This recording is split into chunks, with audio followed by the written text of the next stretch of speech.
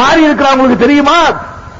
இந்த அமைப்பின் கீழே எத்தனை பட்டதாரி டாக்டர்கள் இருக்கிறார்கள் உங்களுக்கு தெரியுமா? எத்தனை வழக்கறிஞர்கள் இருக்கிறார்கள் உங்களுக்கு தெரியுமா? எத்தனை அதிகாரிகளை இந்த கொள்கை ஈர்த்து பொறுக்கி பசங்களுக்காக நடத்திட்டு இருக்கிறீங்களா? படித்தவர்கள், விவரம் உள்ளவர்கள், பண்டிதர்கள் எல்லாம் லட்சம் லட்சமாக இதன்பால் ஈர்க்கப்படுகிறார்களே, அதிலிருந்தால் விளங்க மாட்டீர்களா? இருக்கிறதா நான் சொல்ல வர்றேன். உங்க அப்பம் பாட்டன் போய் நாசமாகிறாருங்க. அல்லாஹ் ரசூல் வாங்க, அதை விட்டுருங்க. இன்னொன்னா வருவோம். இந்த மக்களை எப்படி திசை திருப்புறாங்க தெரியுமா? அது நீங்க தெரிஞ்சுக்கணும். இப்ப நாங்க என்ன சொல்றோம்னு மக்களுக்கு தெரியாது, புது சகோதரர்களுக்கு தெரியாது. அவங்கள்ட்ட எப்படி சொல்லுவாங்க தெரியுமா? இவங்க லேசான ஆட்கள் இல்ல, நபிகள் நாயகத்தை திட்டவங்க. அப்ப கோபம் வரத்தாங்க மக்கள் கோபம் என்ன இருக்கு? இந்த தலைமையாகக்கூடிய மார்க்க அறிஞர்கள் மற்றவர்களும் மக்கள்கிட்ட எப்படி சொல்றாங்க? இவங்க கூட்டம் போட்டு நபிகள் நாயகத்தை திட்ட போறாங்க. யார்? நாங்க. நபிகள் நாயகத்தை தவிர யாரையும் பின்பற்றாதுன்னு சொல்லக்கூடிய நாங்க, நபிகள் நாயகம் சொன்னார்கள் என்பதற்காக லட்ச லட்சமா வரக்கூடிய வரதட்சணை எட்டு மிதிக்கக்கூடிய நாங்க நபிகள் நாயகத்தை திட்டுவங்களா? நபிகள் நாயகத்தை நீங்கள் ஏன் அவமதிக்கிறீர்கள் என்று கேட்கக்கூடியவர்கள் நாங்கள். மக்கள்கிட்ட எப்படி சொல்லுவாங்க? நபிகள் நாயகத்தை திட்டுவாங்க. நபிகள் நாயகத்தை யார் திட்ட முடியுமா? நபிகள் நாயகத்தை திட்டு ஒருத்த முஸ்லீம் இருக்க முடியுமா? இந்த அறிவு கூட இல்லாத இந்த மக்கள்கிட்ட போய் ரசூலுல்லாஹ் திட்டுவாங்க, போயிடாதீங்க, கேட்காதீங்க. வந்து கேட்டுட்டு திட்டுன செருப்பு கட்டி மேடையில் கூப்பிட்டு நான் மாணவர்களை கூட்டிட்டு வரேன், ஏன் திட்டுவான்? நபிகள் நாயகம் எப்படி என்ன அடிப்படையில் சொல்றாங்க தெரிஞ்சுக்கணும். நீங்க ஏன் சொல்றாங்கன்னு கேட்டா, நாங்க சில காரியங்களை எதிர்ப்போம். என்ன காரியம் தெரியுமா? மீலாது விழான்னு ஒன்று கொண்டாடுவாங்க. மீலாது விழாவை நாங்கள் எதிர்ப்போம். நபிகள் நாயகத்தினுடைய பிறந்த நாள் விழான்னு கொண்டாடுறாங்களே, அதை நாங்கள் எதிர்க்கிறோம். இன்னைக்கு எதிர்ப்போம், நாளைக்கு எதிர்ப்போம். ஏன் எதிர்க்கிறோம் அப்படின்னு கேட்டா, நபிகள் நாயகம் ஸல்லல்லாஹு அலைஹி வஸல்லம் அவர்கள் நமக்கு பிறந்த நாள் கொண்டாடவில்லை, நபிய ஆன பிறகும் கொண்டாடவில்லை, நபி ஆகுறதுக்கு முன்னாடியும் கொண்டாடவில்லை. நபிகள் நாயகம் ஸல்லல்லாஹு அலைஹி வஸல்லம் மரணித்த பிறகு அபூபக்கர் சித்திக் ரலியல்லாஹு அன்ஹு அவர்கள் கொண்டாடினார்களா? ரசூலுல்லாஹ் மேல பிரிய வைப்பதில் நம்மளை எல்லாம் பல மடங்கு அதிகமானவர்கள் அபூபக்கர் சித்திக் ரலியல்லாஹு அன்ஹு அவர்கள். அபூபக்கர் சித்திக் ரலியல்லாஹு அன்ஹு அவர்கள் நபிகள் நாயகம் ஸல்லல்லாஹு அலைஹி வஸல்லத்துக்கு பிறந்த நாள் கொண்டாடினார்களா? இல்ல. உமர் ரலியல்லாஹு அன்ஹு கொண்டாடினார்களா? இல்ல. உஸ்மான் ரலியல்லாஹு அன்ஹு கொண்டாடினார்களா? மூன்றாவது ஜனாதிபதி அவர் கொண்டாடல. நாலாவது ஜனாதிபதி அலி ரலியல்லாஹு அன்ஹு கொண்டாடினாங்களா? இல்ல. இந்த நாலு இமாம்ங்கிறீங்களே, அவங்களாச்சும் கொண்டாடினாங்களா? அபூ ஹனீஃபா இமாம் மிலா விழா கொண்டாடினாங்களா? ஷாஃபி இமாம் கொண்டாடினாங்களா? மாலிக் இமாம் கொண்டாடினாங்களா? ஹம்பலி இமாம் கொண்டாடினாங்களா? யாரும் கொண்டாடல. 200 வருஷத்துக்கு முன்னாடி நீங்களா உண்டாக்கிட்டு மார்க்கம் ஆயிருமா? 200 வருஷத்துக்கு முன்னாடி உலகத்தில் எங்கும் கிடையாது மிலாது விழா. நபிகள் நாயகம் ஸல்லல்லாஹு அலைஹி வஸல்லம் காலத்திலிருந்து 1200 வருட காலமாக வாழ்ந்த எந்த முஸ்லிமும் பிறந்த நாள் விழா கொண்டாடவில்லை. ஒருவனுடைய பிறப்பில் எந்த சிறப்பு இல்லை என்று சொல்லக்கூடிய மார்க்க இஸ்லாம். நான் பிறந்தது சிறப்பா? நான் என்ன செஞ்சோம் அதை வச்சுதான் எனக்கு சிறப்பு வரணும். பிறக்கிறது நம்ம முயற்சியில நம்ம பிறக்கிறோம். ஒரு மனிதனுக்கு சிறப்பு சேர்வதாக இருந்தா அவன் முயற்சித்து செய்கிறான் பாருங்க காரியம், அதுலதான் அவனுக்கு சிறப்பு கிடைக்கணும். நான் படிக்கிறேன்னா நான் முயற்சிக்கிறேன், அதனுடைய சிறப்பு எனக்கு சேரலாம். நான் தர்மம் செய்கிறேன், நானா உழைச்சி நானா தர்மம் செய்கிறேன், அதனுடைய சிறப்பு எனக்கு சேரலாம். நான் கருப்பா பிறந்தது நான் சிவப்பா பிறந்ததுக்கு நானா காரணம், நான் கட்டையா பிறந்ததுக்கு நெட்டையா பிறந்ததுக்கு நானா காரணம். ஒருத்தர் உயரமா இருக்காரு அதனால சிறந்தது சொல்ல முடியுமா? அவரு எந்த உழைப்பும் செய்யல, அவரை தேர்ந்தெடுக்கிற இப்படி பழக்கம் நினைக்கவும் இல்லை. அப்ப ஒரு பிறந்ததுனால ஒருத்தருக்கு சிறப்புன்னு ஏன் சொல்றீங்க? இது இன்னொரு கிறிஸ்தவனுக்கு சகோதரர்களுக்கு அந்த மார்க்கத்தில் உங்களுக்கு உண்டு. அவங்க மார்க்கத்தில் கிறிஸ்து பிறந்த நாளை கொண்டாடுவார்கள், நமக்கு அது கிடையாது. நபிகள் நாயகம் பிறந்ததை பற்றி கொண்டாடுமாறு நமக்கு மார்க்கம் சொல்லித் தரவில்லை, அது வேணாம் என்று நமக்கு சொல்லுகிறது. என்னுடைய மார்க்கத்தில் நான் சொல்லாத எதையாவது நீங்க உண்டாக்கினா அது வழிகேடு என்று இஸ்லாம் நமக்கு சொல்லுகிறது. இன்னும் சொல்ல போனா நமக்கு ஹிஜ்ரி ஆண்டு இருக்குல்ல, உங்களுக்கு தெரிஞ்ச விஷயத்துல நான் வர்றேன். இந்த கிறிஸ்துவ மக்களுக்கு கிபி ஆண்டுன்னு சொல்லுவாங்க, கிறிஸ்துவுக்கு பிந்தி கிமு கிறிஸ்துவுக்கு முந்திம்பாங்க. அது மாதிரி வள்ளுவர் ஆண்டு தமிழர்களுக்கு இருக்கு, வள்ளுவர் ஆண்டுன்னு சொல்லிக்கிறாங்க. வள்ளுவருக்கு முந்தி வள்ளுவருக்கு பிந்தின்னு வச்சுக்க வேண்டியதான். இப்ப இஸ்லாமியர்களுக்கு ஒரு ஆண்டு வச்சிருக்கிறோமே ஹிஜ்ரி ஆண்டு, அது எப்ப இருந்து ஆரம்பிச்சிச்சு? நபிகள் நாயகம் பிறந்ததுல இருந்தா அதுக்கு ஒரு மரியாதை இஸ்லாத்துல இருந்திருந்தா அவங்க பிறந்ததுல இருந்து ஆரம்பிச்சிருக்குமாங்க? இல்ல, பிறந்த வருஷத்திலிருந்து நம்ம இஸ்லாமிய வரலாறு ஆரம்பிக்கல. எங்க ஆரம்பிக்க தெரியுமா? நபிகள் நாயகம் ஸல்லல்லாஹு அலைஹி வஸல்லம் மக்காவிலிருந்து விரட்டப்பட்டு மதீனாவுக்கு போனாங்களே, அந்த விரட்டப்பட்ட பயணத்துக்கு பேர் ஹிஜ்ரத். அது 53வது வயசில் நடக்குது.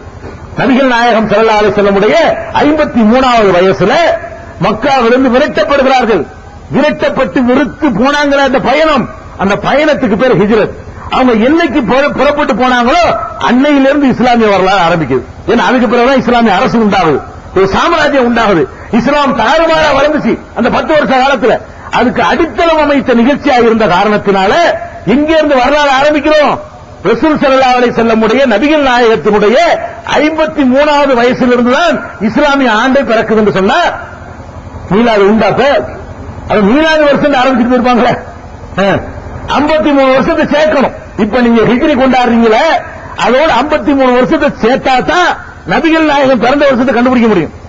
அப்ப 53 வருஷத்தை விட்டு விட்டு என்ன காரணம்? மீலாதுக்கு இஸ்லாத்தின் மரியாதை இல்ல, அனுமதி இல்ல. அது போக இன்னொரு காரணம், மீலாதுங்கிற பேர்ல நடக்கிற நிகழ்ச்சிகளை பார்க்கிறோம். சென்னையில் நாங்கள் செங்கல்பட்டுல நடக்கிறதா எனக்கு தெரியாது. சென்னையில நாங்கள் பார்த்திருக்கிறோம். ஒரு முறை அல்ல, இருமுறை அல்ல, 15 முறை நான் பார்த்திருக்கிறேன். மீலாது ஊர்வலம் என்று ஊர்வலம் விடுவார்கள். என்ன ஊர்வலம் தெரியுமா? மீலாது ஊர்வலம் சீரணி அரங்கத்தில் நடக்கும். இங்க மசீல மாமூர்ல மண்ணடியில இருந்து ஊர்வலம் கிளம்பும். மண்ணடிக்கும் சீரணி அரங்கத்துக்கு இடையில எவ்வளவு பெரிய தூரம் இருக்கு நீங்க பாத்துக்கிறீங்க. ஊர்வலம் கிளம்புமா, 4 பேர் யானையில உட்கார்ந்துருப்பாரு, 2 பேர் குதிரையில பெரிய கொடியை பிடிச்சிருப்பாரு. ஊர்வலம் ஆரம்பிக்கும். அதுக்கு பின்னாடி வரக்கூடிய ஆட்கள் என்ன செய்வாங்க தெரியுமா? நம்ம கையில தூக்கி தொடக்கி மேல கட்டிக்கிட்டு முக்காவாசியத்தோட தெரியும் நல்லா ஃபுல்லா சரக்கு ஏத்திக்கிட்டு மீலாதுல ஊர்வலம். இந்த படம் போதுமா, இன்னும் கொஞ்சம் வேணுமா, நாளைக்கு வர சண்டை இன்னைக்கு வேணுமா, இல்லையா? போகும்போதே தரக்குறைவான வார்த்தைகள்ல நீ ஊர்வலம் போடுறிய. இப்படியான ஊர் அது மட்டும் இல்ல, போய்கிட்டே இருப்பான்.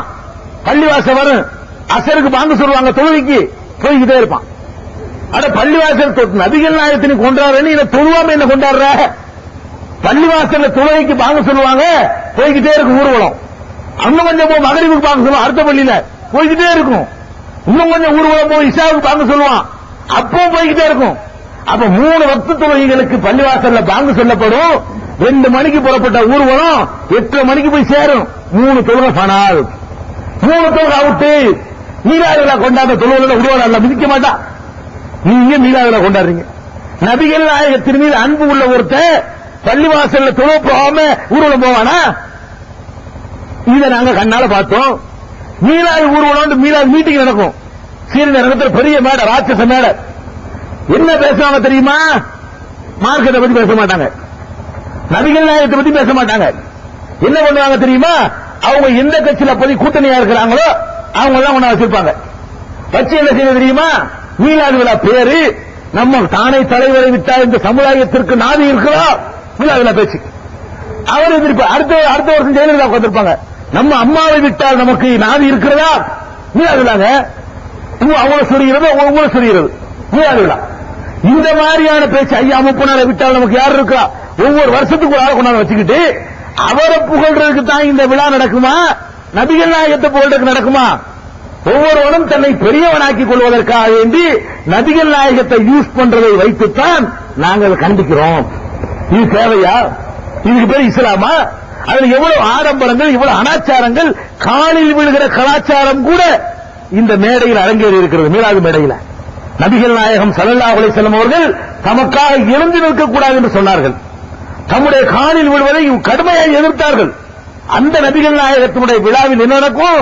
மேடையில் ஏறி காலில் விழக்கூடிய கேடுகட்ட கலாச்சாரமும் ஒரு இஸ்லாமிய மேடையில் அரங்கேறுகிறதே. அதுக்காக எதிர்க்கிறோமா? நபிகள் நாயகத்தை பிடிக்காம இருக்கிறோமா? நபிகள் நாயகத்தை கேவலப்படுத்தாதீங்கப்பா நாங்க சொல்லிட்டு இருக்கோம். இதை வயசுக்கு என்ன செய்வாங்க? மீலாது விழா இல்லைங்களா, மீலாது ரசூலா மீலாது விழா கேட்டு பாருங்களேன். மீலாது விழா மக்களை தூண்டி விடுறது. நீங்க கேட்டு பாருங்க, மீலாது விழா இல்லைன்னு சொல்லுவாங்க. அதுல தெரிஞ்சுக்கிறீங்க ரசூலா பிடிக்காதவங்க இருக்குமாங்க. ஏன் இல்லைங்கிறோம்? அது மாதிரி என்ன, நபிகள் நாயகத்தினுடைய பிறந்த மாசம் ரபியுல் அவ்வல் வந்துருச்சுன்னு சொன்னா 12 நாளைக்கு மௌலிது கொள்வாங்க. மௌலிதுனா என்ன? யா நபி ஸல்லல்லாஹு அலைஹி யா ரசூல் ஸல்லல்லாஹு அலைஹி பாட்டை போட்டுக்கிட்டு அதுக்கு படிக்கிறதுக்கு ஆட்கள் இருக்குங்கிற மாதிரி ஆட்கள், மார்க்கத்தை படிச்ச ஆட்கள் 25 ரூபாய்க்கு ஒரு பாட்டு, 50 ரூபாய்க்கு ஒரு பாட்டு, 100 ரூபாய்க்கு ஒரு பாட்டு, பல மாதிரி ஓடுவாங்க. வீடு வீடு ஓத வைக்குவாங்க. இவர் என்ன செய்வாரு? ஏழை வீடா இருந்தா யா நபி ஸல்லல்லாஹு அலைஹி யா ரசூல் ஸல்லல்லாஹு அலைஹி ஹாஜி ஸல்லல்லாஹு அலைஹி ஓடி போயிடுவாரு. ஒரு 25 வீட்டு ஓடிடுவாரு. ஒரு 200 ரூபாய் தர வீடா இருக்குன்னு வைங்க, ராத்திரிக்கு ஆரம்பிச்சு சுபஹ் வரைக்கும் ஓதுவார். இது ஒரு பிசினஸ், இது ஒரு வியாபாரம், இது ஒரு தொழில். இந்த மாதிரியான மீலாது என்ற நபிகள் நாயகத்தை புகழ்றோங்கிற பெயர்ல அர்த்தம் தெரியாத அரபு பாஷையில சில பாடல்களை படிக்கிறாங்க. இதை நாங்கள் எதிர்க்கத்தான் செய்கிறோம். கண்டிப்பா எதிர்ப்போம். இன்னைக்கு எதிர்ப்போம், நாளைக்கு எதிர்ப்போம். ஏன் எதிர்க்கிறோம்? நபிகள் நாயகம் ஸல்லல்லாஹு அலைஹி வஸல்லம் அவர்கள் இந்த பாடல்களை உங்களுக்கு பாடுமாறு சொன்னார்களா? கேள்வி அதுதான். யா நபி ஸல்லல்லாஹு அலைஹி ரசூலுல்லாஹ் உங்களுக்கு சொல்லி தந்தாங்களா? சல்லு பி நாபி ஹித்திமாமின்னு படிக்கிறீங்களே, அது நபிகள் நாயகம் சொல்லி தந்ததா? சல்லு அலா கைரில் இபாதின்னு படிக்கிறீங்களே, அது நபிகள் நாயகம் சொல்லி தந்ததா? அது மாதிரி யா முஸ்தபா யா முர்தலான்னு படிக்கிறீங்களே, அது நபிகள் நாயகம் சொல்லி தந்ததா? இல்ல. அப்ப நபிகள் நாயகம் ஸல்லல்லாஹு அலைஹி வஸல்லம் காலத்துல இந்த மௌலிது இல்ல. முதல் நூற்றாண்டில் இல்லை, இரண்டாவது நூற்றாண்டில் இல்லை, மூன்றாவது நூற்றாண்டில் இல்லை, நாலாவது நூற்றாண்டிலும் இல்லை, ஐந்தாவது இஸ்லாம் தோன்றி ஐந்தாவது நூற்றாண்டிலும் இல்லை, உலகத்தில் எங்கும் இல்லை, ஆறாவது நூற்றாண்டிலும் இல்லை, ஏழாவது நூற்றாண்டிலும் இல்லை, எட்டாவது நூற்றாண்டிலும் இல்லை, ஒன்பதாவது நூற்றாண்டிலும் இல்லை, 10வது நூற்றாண்டிலும் இல்லை, 11வது நூற்றாண்டில தான் நம்ம தமிழகத்தை சேர்ந்த காயல் பட்டத்தை சேர்ந்த சில ஆட்கள் இதை உண்டாக்குனாங்க. மௌலித நல்லா விளைக்கணும். இது அல்லாஹ் உண்டாக்குனது இல்ல, அல்லாஹ்வுடைய ரசூல் உண்டாக்குனது இல்ல. இந்த யா நபி ஸல்லல்லாஹு அலைஹி வஸல்லம் இந்த பாட்டு பூராவுமே காயல் பட்டணத்தை சேர்ந்த நம்ம ஆட்கள் உண்டாக்கி, இதை நீங்க ஒழுங்கான 25 ரூபாய் சம்பளம் கொடுக்கீங்க பத்தல அவருக்கு, அதுக்காக என்ன பண்றாரு? சம்பளம் பத்தலங்கிறதுக்காக வேண்டி 12 நாளைக்கு வீட்டுல ஓதுங்க, பள்ளியில ஓதுங்க, எங்களை கூப்பிட்டு ஓதுங்க அப்படின்னு சொல்லி சம்பாதிக்கிறதுக்காக வேண்டி ஏற்படுத்தினதான் இந்த மௌலித். இஸ்லாம் உலகம் பூரா இருக்குது. ரஷ்யாவில் முஸ்லிம்கள் இருக்கிறார்கள், மௌலித் இருக்கான்னு போய் கேளுங்க. அமெரிக்காவில் முஸ்லிம்கள் இருக்கிறார்கள், மௌலித் இருக்கான்னு கேளுங்க. லண்டனிலே முஸ்லிம்கள் இருக்கிறார்கள், அந்த மௌலித் இருக்கான்னு கேளுங்க. துபாயிலே முஸ்லிம்கள் இருக்கிறார்கள், மௌலித் இருக்கான்னு கேளுங்க. இல்ல சவுதி அரேபியாவில் இருக்கான்னு கேளுங்க. மௌலித் கிதாபை கொண்டு போனீங்கன்னு வைங்க, விசாவை கேன்சல் பண்ணி அனுப்பி விட்டுருவோம் ஓடுறாண்டு. சவுதிக்கு இந்த மௌலித் கிதாப் பொத்தி வச்சுக்கிறீங்க. இந்த மௌலித் கிதாப் இந்த குப்பை எவ்வளவு 300 வருஷத்துக்கு முன்னாடி இருந்த இந்த பாட்டு, இந்த பாட்டை எடுத்துக்கிட்டு சவுதிக்கு நுழைஞ்சீங்க, உடனே விசாவை கேன்சல் பண்ணி இந்த சனியனை அங்கே கொண்டு வரேன்னு வட்டி விட்டுறாங்க உங்களை. இதுதான் மௌலித். எதை கொண்டு போனா சவுதி அரேபியாவில் விரட்டி அடிப்பானோ அவனுக்கு தாய்மொழி அவனுக்கு அர்த்தம் தெரியுது. ஏன் தெரியுமா? அவ்வளவு ஒளிரி வச்சுக்கிறாங்க. உங்களுக்கு அர்த்தம் தெரியும் படிக்கிறீங்க, உளறி கொட்டிடலாம். மௌலிதுங்கிற பெயர்ல நபிகள் நாயகத்தை அல்லாஹ் மாதிரி ஆக்கி வச்சுக்கிறான். நீங்க தான் பாவத்தை மன்னிக்கணும், நீங்க தான் ரிஸ்க் தரணும், நீங்க தான் பிள்ளைய தரணும், நீங்க தான் நோயை போக்கணும். இப்படி நபிகள் நாயகத்தில் கேட்கலாமா? நம்ம அல்லாட்ட மட்டும் கேட்க வேண்டியத நபிகள் நாயகத்தில் கேட்கிற மாதிரி பாட்டு எழுதி வச்ச உடனே அங்க என்ன பண்றான்? என்னடா பாவிகளா, வணக்கத்துக்குரியவன் அல்லாஹ்வை தவிர யாரும் இல்லைன்னு சொல்லிவிட்டு, லா இலாஹ இல்லல்லாஹ்னு சொல்லிவிட்டு இப்படி அக்கிரமமா எழுதி வச்சுக்கிறீங்களா? திருப்பி அனுப்பிடுறான். மௌலித் கிதாபு கொண்டு போய் ஏதாவது எங்க? அப்ப 300 வருஷத்துக்கு முன்னாடி எவனோ உண்டாக்குனத நீங்க மார்க்கமாக்கிக்கிட்ட நாங்க ஒத்துக்குறோமா? இந்த மக்களை நரகத்துக்கு கொல்லிக்கட்டையாக்கினா நாங்க விடுவோமா? நீங்க அடிச்சாலும் சொல்லுவோம், உழைச்சாலும் சொல்லுவோம். எவ்வளவு இடக்கு முடக்கு நீங்க பண்ணாலும் சரி சொல்லிக்கிட்டே தான் இருப்போம். எங்க மக்கள் நரகவாசிகளை ஆகுறத நாங்கள் ஒத்துக்கொள்ள மாட்டோம். நீங்க தலைவர்களுக்கு அதை போதிக்கக்கூடிய உலமாக்களுக்கு லாபம் இருக்கும். உலகத்தை உங்களுக்கு கிடைக்குது, அதுக்காக செய்றீங்க. மக்கள் நாங்க ஏமாற விட மாட்டோம். அப்ப அதனால மௌலிது வேணாங்கிற காரணத்தை விளைக்கிறேன்னு நான் கேட்கிறேங்க. மௌலிது ரசூலுல்லாஹ் புகழ்றீங்கல்ல, புகழ்றீங்க, புகழ்றத கேளுங்க. என்ன சொல்லி புகழ்றீங்கன்னு கேளுங்களா? புகழ்றதுன்னா என்ன சொல்லி புகழ்றதுன்னு உனக்கு தெரியணுமா இல்லையா? மௌலிது ஓரம் சொல்றான், நான் புகழ்றத சொல்ல. அப்படியா? என்ன சொல்லி புகழ்ந்தீங்க? அதே புகழ்றோம். என்ன சொன்ன? புகழ்றோம். உனக்கு அர்த்தமே தெரியாது. என்ன புகழ்றது? உனக்கு அர்த்தம் தெரிஞ்சா தாப்பா நீ புகழ்றது உனக்கு தெரியும். புகழவெல்லாம் தெரியாது. நீ திட்டு ரசூல் ஸல்லல்லாஹு அலைஹி வஸல்லம் நபிகள் நாயகத்தை நான் கேட்கிறேன். உங்க தகப்பனார் இருக்காரு, முஸ்தபான்னு வச்சுக்கிடுவோம், போயிட்டு இருக்காரு. முஸ்தபா என்ன செய்ய கூப்பிடுவீங்களா? நீங்க உங்க தகப்பனார் போயிட்டு இருக்கும்போது அவரை பேரை சொல்லி கூப்பிடுவீங்களா? யாருமே கூப்பிட மாட்டோம். நபிகள் நாயகத்தை பேரை சொல்லி கூப்பிடலாமா? சஹாபாக்களோட கூப்பிட்டுருக்காங்களா? அல்லாஹ்வுடைய தூதரேன்னு தான் கூப்பிடுவாங்க. யார் ரசூலுல்லாஹ்னு கூப்பிடுவாங்களே தவிர எந்த சஹாபியும் பேரை சொல்லி கூப்பிட மாட்டாங்க. மௌலிதுல கூப்பிடுறாங்களா இல்லையா? யா ஹபீபி யா முஹம்மது, ஓ முஹம்மது, மௌலிது ரசூலுல்லாஹ் புகழ்றாங்க. உன்னை வந்து உன் மகன் கூப்பிட்டா ஒத்துக்கிறியா? உன்னை உன் தம்பி கூப்பிட்டானா ஒத்துக்கிறியா? ரோட்ல போயிட்டு இருக்கும்போது என்ன இப்ராஹிம், பாப்பாவை மகன் கூப்பிடுறான், இப்ராஹிம் சோபா என்ன சொல்லுவீங்க? அதான மௌலிது. நபிகள் நாயகத்தை யா முஹம்மதுன்னு கூப்பிட்டு எழுதுறீங்க, நீ இதான் புகழ்றா? இதுக்கு நன்மை கிடைக்குமா? அல்லாஹ்ட்ட உதவி கிடைக்குமா? நபி அல்லாஹ் திருமறை குர்ஆன்ல சொல்றான், லா தஜாலு துஆ ரசூலி பைனக்கும் கதுஆஇ பாலிக்கும் பாவா. நீங்கள் வந்து ரசூல் ஸல்லல்லாஹு அலைஹி வஸல்லம் நபிகள் நாயகத்தை கூப்பிடுறீங்களே, ஒருவரை ஒருவர் கூப்பிடுற மாதிரி கூப்பிடாதீங்க. அவங்க கண்ணியப்படுத்தி கூப்பிடுங்க, அந்தஸ்தா கூப்பிடுங்க. நல்லா திருக்குறள்ல கட்டளையிடுறான். அந்த நபிகள் நாயகத்தை கேவலப்படுத்திட்டு அதுக்கு பேர் மௌலிதான். 4 பேருடைய சட்ட பாக்கெட் நிறைவதற்காக வேண்டி அவர்கள் ஆதரிக்கலாம். மக்களை நீங்க ஆதரிக்காதீங்க. உங்களுக்கு எந்த லாபம் துன்யாவிலையும் கிடையாது, ஆகிரத்திலையும் கிடையாது, நரகத்துக்கு தான் போகும். நபிகள் நாயகம் ஸல்லல்லாஹு அலைஹி வஸல்லம் சொன்னாங்க, ஈயாக்கும் முஹ்தஸாத்தில் ஊர், புதிதாக உண்டான காரியங்களை விட்டு நான் உங்களை எச்சரிக்கிறேன். குல்ல முஹ்தஸத்தின் பிதா, புதிதாக உருவான மார்க்கத்தின் பெயரால் உண்டாக்கின ஒவ்வொரு காரியமும் வழிகேடு. குல்ல லலாலத்தின் பின்னார், ஒவ்வொரு வழிகேடும் நரகத்தில் சேர்க்கும். ரசூலுல்லாஹ் ஒரு எச்சரிக்கை. நரகத்துக்கு நம்ம ஆளாயிடக்கூடாது. மௌலிதை எதிர்க்கிறோம், நபிகள் நாயகத்தை எதிர்க்கிறோம். எந்த அளவுக்கு சொல்றோம்? ஊர் எதிர்த்தாலும் உலகமே எதிர்த்தாலும் காவல்துறையை கொண்டு வந்து அடக்குமுறை செய்தாலும் நபிகள் நாயகத்தினுடைய மார்க்கத்தை சொல்வதற்கு எந்த தியாகத்தையும் செய்வோம் நினைக்கிறோம். நாங்கள் ரசூலுல்லாஹ் மதிக்காதாலும் நபிகள் நாயகத்தினுடைய சுன்னத்தை நிலைநாட்டுவதற்காக வேண்டி இது என்ன லாபம் கிடைக்க நடத்தினவர்களுக்கு சொல்லுங்க பார்ப்போம். இதை நடத்திய மக்களுக்கு கிடைக்கிற பரிசு என்ன? மக்கள் கூட்டம் சேர்ப்பதா? காசு கிடைக்குமா? அந்தஸ்து கிடைக்குமா? அலக்கழிப்பு தான் கிடைக்கும். ஆனா நீங்க இறங்குறோம், யோசிச்சு பார்க்க மாட்டீங்களா? என்னத்துக்கு நாங்க இறங்குறோம்? இந்த பேச வந்திருக்கிறோமே, இதுக்கு நீங்க பீஸ் தரீங்களா? 22 வருஷமா கத்துறமே, எந்த ஊர்ல பீஸ் வாங்கணும்? நீங்க விளையாண்டு சொல்லி சம்ப 1000 அனுப்பி வைக்கிறானே, அப்படி கேட்டோமா உங்கள்கிட்ட? சல்லி காசு எவங்கிட்ட வாங்க மாட்டோம். இது ஹக்கு உண்மைன்னு தெரியுது. எங்க சொந்த உழைப்புல செய்து கொண்டிருக்கிறோமே தவிர எந்த பேச்சாளருக்கும் எங்க ஜமாத்துல 10 காசு கொடுக்க மாட்டோம். மறுமைக்காக அல்லாவுக்காக வந்து அவர்களாக சொந்த உழைப்பில் தான் பேச வேண்டும் என்று தீர்மானம் பண்ணி நடந்து கொண்டிருக்கிறோம். இன்னும் ஆபத்தை நாங்க செய்யறோம். உங்களுக்கு சம்பளம் உண்டா? நாங்க வந்து பேசுறோமே, தௌஹீத மாத்திரம் மாச சம்பளம் தர்றாங்களான்னு கேளுங்க. இந்த கூட்டங்களுக்கு வர்றோமே, ஒரு கூட்டத்துக்கு உணவு தர்றாங்களான்னு கேளுங்க. தரவும் மாட்டார்கள், தந்தா வாங்கவும் மாட்டோம். கவனத்தில் வைத்துக்கிறோம். ஏன் கத்துறோம்? இது நாம நம்ம சமுதாய சொர்க்கத்துக்கு போகணுங்கிற தவிர வேற எந்த எதிர்பார்ப்பு எங்களுக்கு கிடையாது. அடுத்து என்ன சொல்வார்கள் தெரியுமா? நீங்க அவுலியாக்களை மதிக்க மாட்டாங்க, அடுத்து நபிகள் நாயகத்தை மதிக்க மாட்டாங்க, கோவம் மக்களுக்கு. அடுத்து என்ன சொல்றதுன்னு கேட்டா, அவுலியாக்கள் எல்லாம் மதிக்க மாட்டாங்க, திட்டுவாங்க. எப்ப திட்டணும்? எந்த அவுலியாவை திட்டணும்? எந்த மேடையில திட்டணும்? எந்த இடத்துல திட்டணும்? ஏப்ப அவுலியாக்களை கேவலப்படுத்திக்கின்னு நாங்க கேட்கிறோம். நாங்க என்ன கேட்கிறோம்? அவுலியாக்களை நீங்க திட்டாதீங்க, நீங்க கேவலப்படுத்தாதீங்கன்னு சொல்றோம். இன்றைக்கு நாகூர்ல, திட்டச்சேரியில, கல்லாறுல, ஏர்வாடியில, திருச்சியில நம்ம வந்துட்டு போன முஷர்ரஃப் அந்த என்ன ஊரு அஜ்மீர்ல இங்க எல்லாம் நடக்கிற கூத்துகள் என்ன நடக்குது? நீங்க அவுலியாவை மதிக்கிறாளா? அந்த மகான்னு சொல்லிக்கிறீங்க ஒரு பக்கம், அவர் அடக்கம் பண்ண இடத்துல குறவங்க வந்து டான்ஸ் விடுறீங்க, மதிக்கிறதா இது? அவுலியாவை மதிக்கிற லட்சணமான அந்த மகா உங்க அப்பனுக்கு முன்னாடி குறவங்க வந்து டான்ஸ் போடுவியா? அஜரத்துக்கு முன்னாடி போடுவியா? கள்ளிவாசம் முன்னாடி எவனா அடிச்சுட்டு போனா மட்டும் கோவம் வருது, மாலை அடிக்காத காலை அடிக்காதுன்னு ஆத்திரம் வருது உனக்கு. நீ பண்றியடா அவுலியாவுல தர்காவில் நீ அத்தனை பண்ற, நீ தர்காவில் அந்த கூத்து தானே பண்ற.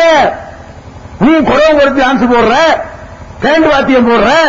ஒரு ஊர்ல நோட்டீஸ் அடிச்சிருந்தாங்க, என்ன தெரியுமா? கல்லாறுங்கிற ஊர்ல நோட்டீஸ் அடிச்சிருந்தாங்க. என்ன நோட்டீஸ்? இந்த தேச ஊர்ல மகானுடைய கந்தூர் நடைபெறுகிறது, அதுல ஜெயபாரதியுடைய நடனம் இருக்கிறது, அதை பார்த்து விட்டு மகானுடைய நல்லாசி பெற்று செல்லுமாறு கேட்டுக்கொள்கிறோம். மகான மதிக்கிறாங்க யாரு? ஜெயபாரதி நடனத்தை பார்த்துட்டு மகானுடைய நல்லாசி பெற்று நம்ம எல்லாம் போகணுமா? இதான் மகான மதிக்கிறதா? இந்து கோஷம் விட்டு இந்த ஊர்ல ஆட விட்டாங்க, கல்லாறுல பெரிய இந்த கையை பொம்பளை கையை பிடிச்சி இழுத்து பிரச்சனையாகி வகுப்புகளை ஆகி ஒரு 25 பேர் தெரியுது, இங்கிட்டு 10 அங்கிட்டு 10. இது தேவையா உனக்கு? இந்த மாதிரி விழா மார்க்கத்தை நான் கேட்கிறேன். மகான்களா இருந்தா மகான்களை மதிக்கிறாத நீங்க என்ன பண்ணணும்? மகான்கள் சொன்னபடி நடக்கணும். உள்ளது மகான்கள் என்ன சொல்லி இருப்பாங்க? மகான்கள் சொன்னது நம்ம ரெக்கார்டு ஒன்றும் கிடைக்கல. ஆனால் மகான்கள் என்ன சொல்லி இருப்பாங்க நமக்கு தெரியும்னா குர்ஆன்ல உள்ளதான் சொல்லியிருப்பாங்க. குர்ஆனுக்கு மாத்தமா சொன்ன மகானா இருப்பாரா? ஒருவரை மகான் என்று நீங்க ஒத்துக்கிட்டீங்கன்னா அவர் எதை பேசியிருக்கணும்? குர்ஆன்ல உள்ளதை பேசியிருக்கணும். ஒருவரை மகான் ஒத்துக்கிட்டீங்கன்னா நபிகள் நாயகம் ஸல்லல்லாஹு அலைஹி வஸல்லம் சொன்னதை பேசியிருக்கணும். அப்ப மகானுடைய என்ன சொன்னாலும் தெரியாவிட்டாலும் குர்ஆனும் நபி ஸல்லல்லாஹு அலைஹி வஸல்லம் போதனையும் தான் மகான் சொன்னது இறங்கி போச்சு. நபிகள் நாயகம் என்ன சொன்னாங்க? நஹா ரசூலுல்லாஹி ஸல்லல்லாஹு அலைஹி வஸல்லம் அன் யுப்னல் குபூர், சமாதிகள் கட்டப்படுவதை நபிகள் நாயகம் தடை செய்து விட்டார்கள். நபிகள் நாயகம் வாழும்போது எந்த மனிதர் இறந்தாலும் சமாதி கட்டக்கூடாது உத்தரவு. யாருடைய உத்தரவு? நபிகள் நாயகம் ஸல்லல்லாஹு அலைஹி வஸல்லம் உத்தரவு. சமாதிகளை பூசக்கூடாது. நஹா ரசூலுல்லாஹி ஸல்லல்லாஹு அலைஹி வஸல்லம் அன் யுஜஸ்ஸல் குபூர், சமாதிகள் பூசப்படக்கூடாது. இது நபிகள் நாயகத்துடைய கட்டளை. மரணிக்கிற நேரத்தில் மரணிப்பதற்கு 5 நாள் இருக்குது. நபிகள் நாயகம் ஸல்லல்லாஹு அலைஹி வஸல்லம் அவர்கள் மரணிப்பதற்கு 5 நாள் இருக்குது. அந்த 5 நாள் இருக்கும்போது என்ன செய்றாங்க தெரியுமா? சமாதியை பத்தியே எச்சரிக்கிறாங்க. ஏன் தெரியுமா? நம்ம இறந்து போன பிறகு நம்ம சமாதியில் என்ன பண்ணிடக்கூடாது, நம்ம சமாதியில் ஏதாவது பண்ணிடக்கூடாதுக்காக வேண்டி மக்களுக்கு எச்சரிக்கை பண்றாங்க. லஅனல்லாஹுல் யஹூத வன் நஸாரா இத்தஹது குபூர் அன்பியாஇஹிம் மசாஜித், நபிமார்களுடைய அடக்கத்தலங்களை எல்லாம் வணக்கத்தலங்களாக மாற்றிவிட்ட யகூதிகளும் நசாராக்களும் அல்லாஹ்வுடைய கோபத்திற்கு ஆளாகிவிட்டார்கள். நபிகள் நாயகம் ஸல்லல்லாஹு அலைஹி வஸல்லம் அன்றைக்கு யகூதிகளையும் நசாராக்கள் என்ற சமுதாயத்தையும் சந்தித்தார்கள். அந்த சமுதாயம் என்ன பண்ணி கொண்டிருந்தார்கள் என்று கேட்டா, நபிமார்களை அடக்கம் செஞ்சுட்டு அங்க ஒரு வழிபாட்டு தலத்தை தர்கா எழுப்பிக்கிறாங்க. அதை பார்த்துட்டு நபிகள் நாயகம் ஸல்லல்லாஹு அலைஹி வஸல்லம் சொல்றாங்க, முன் சென்ற சமுதாயம் யகூதிகளும் நசாராக்களும் நபிமார்களுடைய அடக்கத்தலங்களை வணக்கத்தலங்களாக ஆக்கிவிட்டார்கள். அதனால் அல்லாஹ்வுடைய சாபத்திற்கு ஆளாகிவிட்டார்கள். நபிகள் நாயகம் சொன்னாங்க. ஆயிஷா நாயகி அறிவிக்கிறாங்க, நபிகள் நாயகம் ஸல்லல்லாஹு அலைஹி வஸல்லம் இப்படி எச்சரித்திருக்காவிட்டால் அவங்களுடைய அடக்கத்தலத்தையும் உயர்த்தி கட்டியிருப்பார்கள், ரசூலுல்லாஹி கட்டியிருப்பாங்க. நபிகள் நாயகம் எச்சரித்த காரணத்தினால்தான் நபிகள் நாயகத்துக்கு தர்கா இல்லை, நபிகள் நாயகத்துக்கு சந்தனக்கூடு இல்லை, நபிகள் நாயகத்தினுடைய பிறந்த நாளில் மதீனாவிலே விழா கிடையாது. ஹஜ்ஜிக்கு சென்ற சகோதரர்களுக்கு தெரியும், ஹஜ்ஜிக்கு போனவர்கள் பள்ளிவாசல்ல கையேந்தி துஆ செய்வார்கள். சில இந்தியாவிலிருந்து போன செங்கல்பட்டிலிருந்து போனவர்கள் என்ன பண்ணுவாங்க தெரியுமா? நபிகள் நாயகத்தினுடைய அடக்கத்தலத்தில் கையை திருப்பிடுவாங்க. வருவா போலீஸ் பிச்சு எடுக்கிறோம், அல்லடகள் அங்க போய் மதீனாவுல போய் இங்க தர்காவுல நாவூராக கூப்பிடுறீங்களே, அந்த மாதிரி நபிகள் நாயகம் ஸல்லல்லாஹு அலைஹி வஸல்லம் அடக்கத்தலத்தில் கையை தூக்குனீங்க, அடி போடுவான், போலீஸ் நிப்பாட்டிக்கிறான், பின்னி எடுத்துருவான். எதை ஒழிக்க வந்தாங்களோ அவங்க பேர் அதை நீ செய்யறியா? அல்லடக்கல் அல்லாஹ்விடத்திற்கு என்று சொல்ற அளவுக்கு நபிகள் நாயகம் ஸல்லல்லாஹு அலைஹி வஸல்லம் உடைய அடக்கத்தலத்தை அல்லாஹ் இன்றும் பாதுகாத்து வைத்திருக்கிறான். அவர்களுக்கு சிலை இல்லை, அவர்களுக்கு கந்தூரி இல்லை, அவர்களுக்கு எந்த விதமான விழாக்களும் நடத்தப்படவில்லை. அந்த மாதிரியான ஒரு சமுதாயத்தில் வந்துட்டு நீங்க என்ன பண்றீங்க? சந்தன கூடுங்கிறீங்க, சந்தனத்தை பூசுங்கிறீங்க, போர்வையை போத்துறீங்க, அந்த சமாதியில கொண்டு எண்ணெயை கொண்டு வச்சுட்டு பள்ளி பாச்சாரெல்லாம் விழுந்திருக்கும்ல, அந்த எண்ணெயை எடுத்து பழக்கத்தில் குடிக்கிறீங்க, காஞ்சி போன பூவை எடுத்து திங்கிறீங்க. எங்க உள்ளது? அடக்கத்தலத்தில் உள்ளது. எங்க லானத்து இறங்குமோ, எங்க அல்லாஹ்வுடைய சாபம் இறங்குமோ அந்த இடத்துல கொண்டு எண்ணெயை கொண்டு வச்சு போட்டு குடிக்கிறீங்க. அவுலியா போட்ட செருப்புன்னு சொல்லி செருப்பு அடி வாங்குறீங்க. நாகூருக்கு போனா அதுக்கு அடி வாங்குறதுக்கு ஸ்பெஷல் கட்டணும். நாகூர் தர்காவுக்கு போனீங்கன்னு வைங்களேன், அங்க போய் சாதாரணமா கவுனியாட்ட கேட்கறதுக்கு 1.25 ரூபான்னா செருப்படி வாங்குறதுக்கு 11.5 ரூபாய் கொடுக்கணும். கொடுத்தோன்னு என்ன செய்வாங்க கேட்டா, ஒரு வெள்ளி பெட்டி வச்சிருப்பாங்க. அந்த பெட்டிக்குள்ள அவுலியா போட்ட செருப்பா எந்த இருக்காரும் கிடையாது. அது அவுலியா போட்ட செருப்பா இருந்தா என்ன செருப்பு, அவுலியா போட்ட செருப்புனா அது அவுலியா ஆயிருமா? ஒரு மனுஷன் யூஸ் பண்ண பொருள் அதனால புனிதம் ஆயிருமான்னு கேட்கிறேன். அப்படி ஆகாது. அந்த செருப்பட்டிக்கு தலையில வைக்கிறதுக்காக வேண்டி 11.5 ரூபாய். விளக்கமாத்தாடி மயில கடையில அடி வாங்குறது, அதுக்கு ஒரு 11.5 ரூபாய். இவங்களெல்லாம் செய்றீங்களே எந்த மார்க்கத்தில் உண்டு? அல்லாஹ் குர்ஆன்ல சொல்றான், வலக்கது கர்ரம்னா பனி ஆதம், படைப்புகளிலே மனிதனைத்தான் நாம் மேன்மைப்படுத்தியிருக்கிறோம். நீ ஏன் மேன்மையான படைப்புன்னு அல்லாஹ் சொல்றான். நீ உன்னை விட செருப்பு மேன்மைன்னு நினைக்கிற, உன்னை விட மயிலரை கட்ட மேன்மைன்னு நினைக்கிற. எத்தனை ஊர்களை நாங்க பார்த்துக் கொண்டிருக்கிறோம். நீங்கள் மகான்கள் கொண்டாடுறீங்களே, சில பேர் வேண்டாம் மகானா இருக்கலாம், பல பேர் மகான் கிடையாது. அடிச்சு எங்களுக்கு சொல்ல முடியும். அதற்கு சான்று சொல்வதாக இருந்தால் நம்ம நாவூரில் ஒரு பாட்டு படிப்பார். என்ன பாட்டு படிப்பாரு? அது யாருக்கு அருள் செய்யும் அம்மா, அழகான கடலோரம் வாழ்கின்ற பீமான்னு படிப்பார் தெரியுமா? அந்த கடலோரத்தில் பீமா பள்ளின்னு ஒரு பள்ளி இருக்கு கேரளாவில். அந்த பீமா பள்ளிங்கிற ஊர்ல போய் அந்த பீமா பள்ளிக்கு அடைக்கிற தர்காவை போய் நாங்கெல்லாம் பார்த்திருக்கிறோம். எதுக்கு பார்த்திருக்கிறோம்? அந்த வண்டவாளத்தை இந்த மாதிரி சொல்றதுக்காக பார்த்திருக்கோம், வேற ஒண்ணு இல்ல. அங்க புனிதத்துக்கு போய் பார்க்கல, என்னவா பண்றாங்கன்னு பார்த்துட்டு வந்து சொல்றதுக்காக போனோம். அந்த தர்காவுக்கு நாங்கள் போயிருக்கும் பொழுது 1980 இருக்கும். அந்த நேரத்தில் ஆரம்ப கட்டத்தில் போறோம். அந்த தர்காவில் ஒரு கிறுக்க இருக்கலாம். அவன் நகமெல்லாம் வளர்த்து பெருசா கைத்தியமா வந்திருக்கான். அவன் குளிக்காம திட்டியா தாட்டி முடியலாம் இருக்கும்.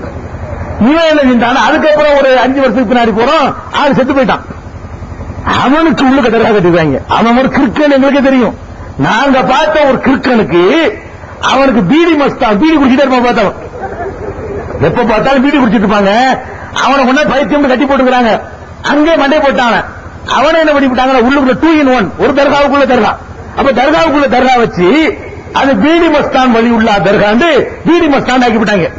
பீடி மஸ்தான் வழி உள்ளாவுக்கு என்ன காணிக்க கொடுக்கணும் தெரியுமா? நான் சிரிக்க சொல்லல, இன்னைக்கு போய் நீங்க பார்க்கலாம். பீடி கட்டு வாங்கி உள்ள போடணும்.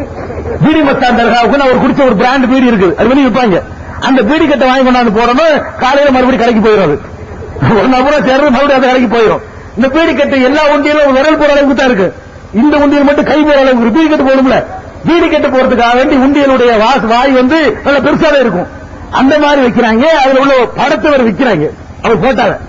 அந்த போட்டாவை பார்த்தாலே இவன் செய்தானா அவுளியாவான்னு கேட்கிற மாதிரி இருக்கு. ஏண்டா நபிகள் நாயகம் அவர்கள் 40 நாளைக்கு அதிகமாக நகமட்டாம இருக்கக்கூடாதுன்னு சொன்னாங்க. இவன் பிறந்தேன்னு நகமட்டு இருக்க மாட்டான், அவ்வளவு பெருசா இருக்கு. அவுளியாவா? அவுளியா அவன் பிறந்தேன்னு நகமை விட்டு மாட்டான், பிறகு அவ்வளவு பெருசா இருக்கு. அவர் அவுளியா. அதே மாதிரி என்ன பண்றான், வாய் தெரியல அவுளியாவுக்கு. மீசையை வந்து வாயை மறைக்கிற அளவுக்கு வைக்க கூடாது மார்க்கத்துல. வாயை மறைக்கவே கூடாது, வாய் தெரியணும். கூடு குடிச்சாலும் மீசையும் சேர்த்து குடிக்கும். அந்த மாதிரி செய்யக்கூடாது. வச்சிருக்க மார்க்கத்தில் அனுமதி கிடையாது. வாயை வச்சு வெட்டிடணும், உதட்டிக்கல வரக்கூடாது. அப்படிதான் மீசை இப்ப இருக்க மார்க்கத்தில் அனுமதி இருக்குது. இந்த மகானுக்கு, இந்த பெரியாருக்கு என்ன இருக்கு, பீடி மஸ்தானுக்கு வாயே தெரியல, மீசை மூடி இருக்குது, வாய் வந்து தேட வேண்டியிருக்குது. நபிகள் நாயகம் ஸல்லல்லாஹு அலைஹி வஸல்லம் கிட்ட ஒரு ஆள் வர்றாரு. வரும்பொழுது தலையில அவருடைய தொப்பையா பரட்ட மாதிரி வருது. உடனே அவர் கூப்பிட்டு கண்டிக்கிறாங்க, சைத்தா மாதிரி வர்ற, உனக்கு தலைக்கு தைக்க என்ன கிடைக்கலையா, சீப்பு கிடைக்கலையான்னு கேட்கிறாங்க. ஒரு முஸ்லிம் நபிகள் நாயகம் சொன்னாங்க, மன்கானலஹு ஷாருன் பள்ளி குறிமுகு, யாருக்காவது தலைமுடி இருந்தால் அதை கண்ணியமான முறையில் வைக்கட்டும், காட்டு மிராண்டி மாதிரி வைக்காத, தலைமுடி வை, அழகா வைக்கலாம், அழகா ஸ்டைல் பண்ணும், சீவு வகிது எடுத்துக்க, நெளிநெளியா வச்சுக்க, சோழ விட்டுக்க. நபிகள் நாயகம் அப்படி நெத்தில ஒரு சுழல விட்டுருப்பாங்களா முடிய, அதுவே ஒரு தனி அழகா இருக்கும் ஆயிஷா நாயகி சொல்றாங்க. அந்த மாதிரி முடி வைக்கிறதுக்கு மார்க்கத்தில் அனுமதி இருக்கிறது. அதான் ஒரு சிறந்த முறை. மார்க்கத்தில் முடி வைக்கணும், மொட்டடிக்கிறது நல்லது இல்ல. அப்படி ஒரு மார்க்கத்தில் வந்துட்டு இவனை பார்த்தா என்ன, அவன் பிறந்ததுக்கு என்ன வச்சிருக்க மாட்டான், தலையில ஒரு 200 முடி சேர்ந்து கட்டுக்கட்டா இருக்குது, வீடு கட்டு மாதிரி. இந்த மாதிரி ஆள் படத்தை வந்து பாக்கெட்ல வச்சு தெரியுறாங்க தீமாபலியில. இதான் அவுளியா, இதான் அவுளியா. முதல்ல பீடி குடிச்ச அவுளியா இருக்கவன் அவன். அடே பீடிங்கிறது மனுஷனுக்கு கேடு தரக்கூடிய காரியம். நபிகள் நாயகம் அவர்கள் வெங்காயம் போட்டு சாப்பிட்டா கூட வாடை இருக்கும்போது பள்ளிவாசலுக்கு வராதுன்ட்டாங்க. சமைச்சு சாப்பிடுங்க. அப்படி பச்சையா சாப்பிட வேண்டிய நிலை வந்தால் அந்த வெங்காயம் வாட போன பிறகு பள்ளிக்கு வாங்க அப்படிங்கிற அளவுக்கு. அதனால் மாணவர்கள் அதிருப்தி அடைவார்கள்.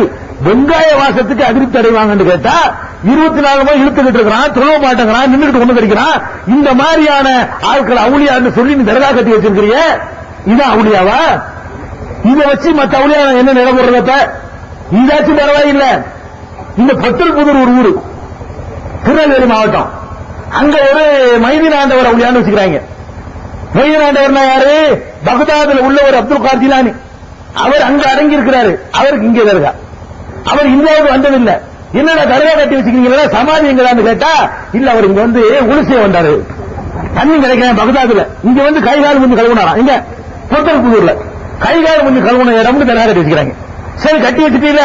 அந்த தர்காவுடைய வாசல்ல ஒரு யானை நிக்கும் எப்போதுமே. யானைக்கு ஒரு பேரு, என்ன பேரு? மைதீன் பிச்சை. யானைக்கு மைதீன் பிச்சைன்னு பேரு. ஒவ்வொருத்தரும் இங்கிருந்து நடந்து கடையநல்லூர்ல இருந்தும், தென்காசியில இருந்தும், புளியங்குடியில இருந்தும் நடந்தே போவார்கள். எங்க ஆசி வாங்குறதுக்காக வேண்டி. அங்க போன உடனே யானை ஆசி வழங்கும். அந்த யானை துதிக்கையில கொடுத்து வாழைப்பழத்தை வாங்கி பொங்கலை சாப்பிட்டாங்கன்னா அவங்களுக்கு புள்ள உண்டாயிரும் அப்படின்னு நம்பிக்கை. அதுக்காக நடந்தே போவாங்க. இதெல்லாம் இஸ்லாத்துக்கு எவ்வளவு எதிரானது பாருங்க. அந்த யானை ஒரு நாள் மண்டையை போட்டுருச்சு. இதான் பாயிண்ட், முக்கியமான பாயிண்ட் வர்ற. அந்த யானை செத்து போச்சு. என்ன பண்ணிட்டாங்க தெரியுமா? யானையை தூக்கிட்டு போய் ஜனாசாத்துல வச்சு அதை அடக்கம் பண்ணி அதுக்கு தர்கா கட்டிவிட்டாங்க. மனுஷனுக்கு தான் தர்கா கட்டின, ஒரு மிருகத்துக்கு வந்து அவுளியா வாங்கி பண்ணி, மிருகத்துக்கு சொர்க்கம் உண்டா? மிருகத்துக்கு ஏவல் விளக்கல் உண்டா? ஒரு மிருகம் வந்து எந்த வகையில மனுஷனுக்கு மேல வர முடியுமா? ஒரு மிருகம் செத்து போச்சு, அதை அடக்கி தர்கா கட்டி இருக்கிறார்கள். இன்னைக்கு நீங்க போனாலும் பார்க்கலாம். அன்றைக்கு வந்த தேவி பத்திரிகை, அந்த வாரம் அந்த அடக்கம் பண்ண வருஷத்துல தேவின்ற ஒரு பத்திரிகை வந்துச்சு. அதுல அழகா வர்ணனை பண்ணி இந்துக்கள்லாம் வந்தாங்களாம், முருகான்னு கூப்பிட்டாங்களா. அது முருகான்னு தெரியுது அவங்களுக்கு, அது ஓகே. கிறிஸ்தவர்கள்லாம் இயேசுவே அப்படின்னாங்களாம், முஸ்லீம்லாம் அல்லா வேண்டாங்களாம், அதான் அல்லவா அப்படின்னு கூப்பிட அந்த ஜனாசா ஊர்வலம் நடந்தது. அடக்கம் பண்ணி அதை தவிர வைக்கிட்டீங்க. இல்ல அவுலியாவா? ஏப்ப மகான்களை கேவலப்படுத்தி நான் கேட்கிறோம். இதெல்லாம் இஸ்லாத்துல கிடையாது. அடக்கத்திலமே கிடையாது, அடக்கத்திலிருந்து பிரார்த்தனை செய்வது கிடையாது, கையேந்திரம் கிடையாது, அல்லாஹ்விடத்தை யாரையும் கேட்கக்கூடாது என்ற ஒரு மார்க்கத்தில் வந்துட்டு ஏன் அக்கிரமம் பண்றீங்க? இன்னும் சொல்ல போனால் இஸ்லாமிய ஆட்சி இருக்குமையானால் தர்காக்கெல்லாம் இடிச்சு தரமட்டமாக்குற கடமை இருக்கு. உங்களுக்கு கடமை இல்ல, கவர்மெண்டுடைய கடமை. இஸ்லாமிய ஆட்சி இருக்குமையானால் நபிகள் நாயகம் ஸல்லல்லாஹு அலைஹி வஸல்லம் சொல்றாங்க, அலி ரலியல்லாஹு கூப்பிடுறாங்க, மருமகனே எங்கெல்லாம் கபர் கட்டி இருக்கிறாங்களோ எல்லாத்தையும் இடிச்சிட்டு வா. இடிச்சு தள்ளிட்டாங்க, ஒரு கபர் இல்ல. சவுதி அரசாங்கத்திலையும் இப்ப கபர் கிடையாது, தெரிஞ்சுக்கிறங்க. ஒரு கபர் முளைச்சா தகர்த்துருவான். சமாதி கட்டவே கூடாது, யார் இறந்தாலும் சரி. இந்த சமாதி மூலமாகத்தான் பல கடவுள் நம்பிக்கை நம்ம சமுதாயத்தில் நுழையுது என்பதற்காக வேண்டி நபிகள் நாயகம் ஸல்லல்லாஹு அலைஹி வஸல்லம் இவ்வளவு கடுமை எச்சரித்தாங்க. அந்த வேலையை நீங்க செய்யாது என்று சொன்னா நாங்க அவுலியாக்களை திட்டமா, நீங்க திட்டுறீங்க. அப்ப அவுலியாக்கள் பேர்ல நீங்க கூத்தடிக்கிறீங்க, டான்ஸ் ஆடுறீங்க, அங்க போய் கும்பிடுறீங்க, அங்க போய் ஆணும் பெண்ணும் கலந்து இரண்டரை ஒட்டி உரசிக்கொண்டு செல்கிறீர்கள். இது மாதிரியான காரியங்களை தான் மகான்கள் சொல்லி இருப்பார்களா? இன்னும் சொல்ல போனா ஹஜ் கமிட்டி தெரியுமா? பம்பாய்க்கு போயிருக்கீங்களா? நீங்களா எல்லாருக்கும் போயிருப்பீங்க. பம்பாயில ஹஜ் கமிட்டின்னு ஒரு கமிட்டி இருக்கு. அந்த ஹஜ் கமிட்டிக்கு முன்னாடி ஒரு 7-8 கோடிகளை நட்டி வச்சு ஒருத்தன் உட்காந்துப்பான். நான் போயிருக்கிறேன். நான் அந்த நேரத்தில் பம்பாயில ஒரு மீட்டிங்காக வேண்டி போயிருந்தோம். அப்ப நாங்க ஹஜ் கமிட்டில இருந்து பார்த்தா எல்லாமே தெரியும். ஹஜ் கமிட்டில 5 வேளை தொழுகை நடக்கும். அவன் வரவே மாட்டான். பெரிய பச்சை தலப்பா கட்டிருப்பான், தாடி வச்சிருப்பான், சுத்தி ஆக்கு உட்காந்துட்டு இருக்கும், தாயத்தை வாங்கிட்டு போவான். அது பல வேலை நடந்துட்டு இருக்கு, மந்திரம் நடந்துட்டு இருக்கு. துணைக்கு ஒரு தினம் வர்றதில்லை. அப்ப பார்த்துக்கிட்டே இருக்கிறோம். அங்கிருந்து இறங்கி வந்து அந்த மாதிரி போஸ்ட் மார்க் நின்று இந்து குண்டை சிறுநீரை கழிச்சு அதை சுத்தப்படுத்தாம அப்படி உட்கார்றாரு. வேற அவுலியா இவன் செத்த உடனே அவங்களும் பெரிய தடவை கட்டிவிட்டாங்க. நாங்க சிறுநீர் கழிச்சான்ல, நாங்க பார்த்துக்கிட்டு இருக்கிறோம். நேர போயிட்டு தண்டைக்கு, நீ அவுலியாவா, நீ மகாடா, ஏன்டா ஓங்காலே உருவாகிய அடிக்க வந்து அம்பிட்டு நம்ம சத்தியத்தை பயப்படக்கூடாதுல உடனே சொல்லிவிட்டு அடி வாங்கிட்டு வந்தோம். அந்த மண்டையை போட்ட என்னன்னு கேட்டா ஹஜ் கமிட்டிக்கு தமிழ் ஒரு பெரிய தர்கா உண்டாயிடுச்சு. யாருக்கு தர்கா? கம்பெனியானுக்கு. தொழுகை கிடையாது, ஒண்ணும் கிடையாது, சுத்தம் கிடையாது. இவருக்கு தர்கா. இந்த அவுலியா இதுதானே கண்டிக்கிறோம். இன்னும் சொல்ல போனால் இந்த தஞ்சாவூர் மாவட்டங்கள், திருச்சி மாவட்டங்கள், அந்த மாவட்டங்கள் தான் போனீங்கன்னா சடப்பைக்கு வருவாங்க. ஊர்ல உண்டா சடப்பைக்கிறே? இங்க கிடையாது, கணக்கு இல்ல, அல்லாஹாபாதி தான். சடப்பைக்கு வருவாங்க. சடப்பைக்கு யாரு? நாங்க தான் அவுலியாவுடைய வாரிசு. நாகூர் ஆண்டவர் வாரிசு தான் இவர். நாகூர் ஆண்டவர் வாரிசு, மயிர் ஆண்டவர் வாரிசுன்னு சொல்லிட்டு ஆடு மாடு கோழி கழுதை கூட இருந்தா தாங்க கேட்பாங்க தெரு தெருவா. இவங்களும் வரக்கூடிய நாள் கரெக்டா தெரியும். அவங்க ஆடை கொடுப்பாங்க, மாட்டை கொடுப்பாங்க, கோழியை கொடுப்பாங்க. இவங்க எல்லாத்துக்கும் போக சாப்பாட்டுக்கு ஒரு அழைப்பு கொடுப்பாங்க. 10 பேர் 11 பேர் வருவாங்க. வந்த சாப்பாடுக்கு வந்து ஒரு நாளைக்கு 3 நாள் சாப்பிட முடியும். 200 பேர் சாப்பாடு கூப்பிடுவாங்க. மகானுடைய வாரிசு வந்துட்டாங்கல்ல, 200 பேர் கூப்பிடுவாங்க.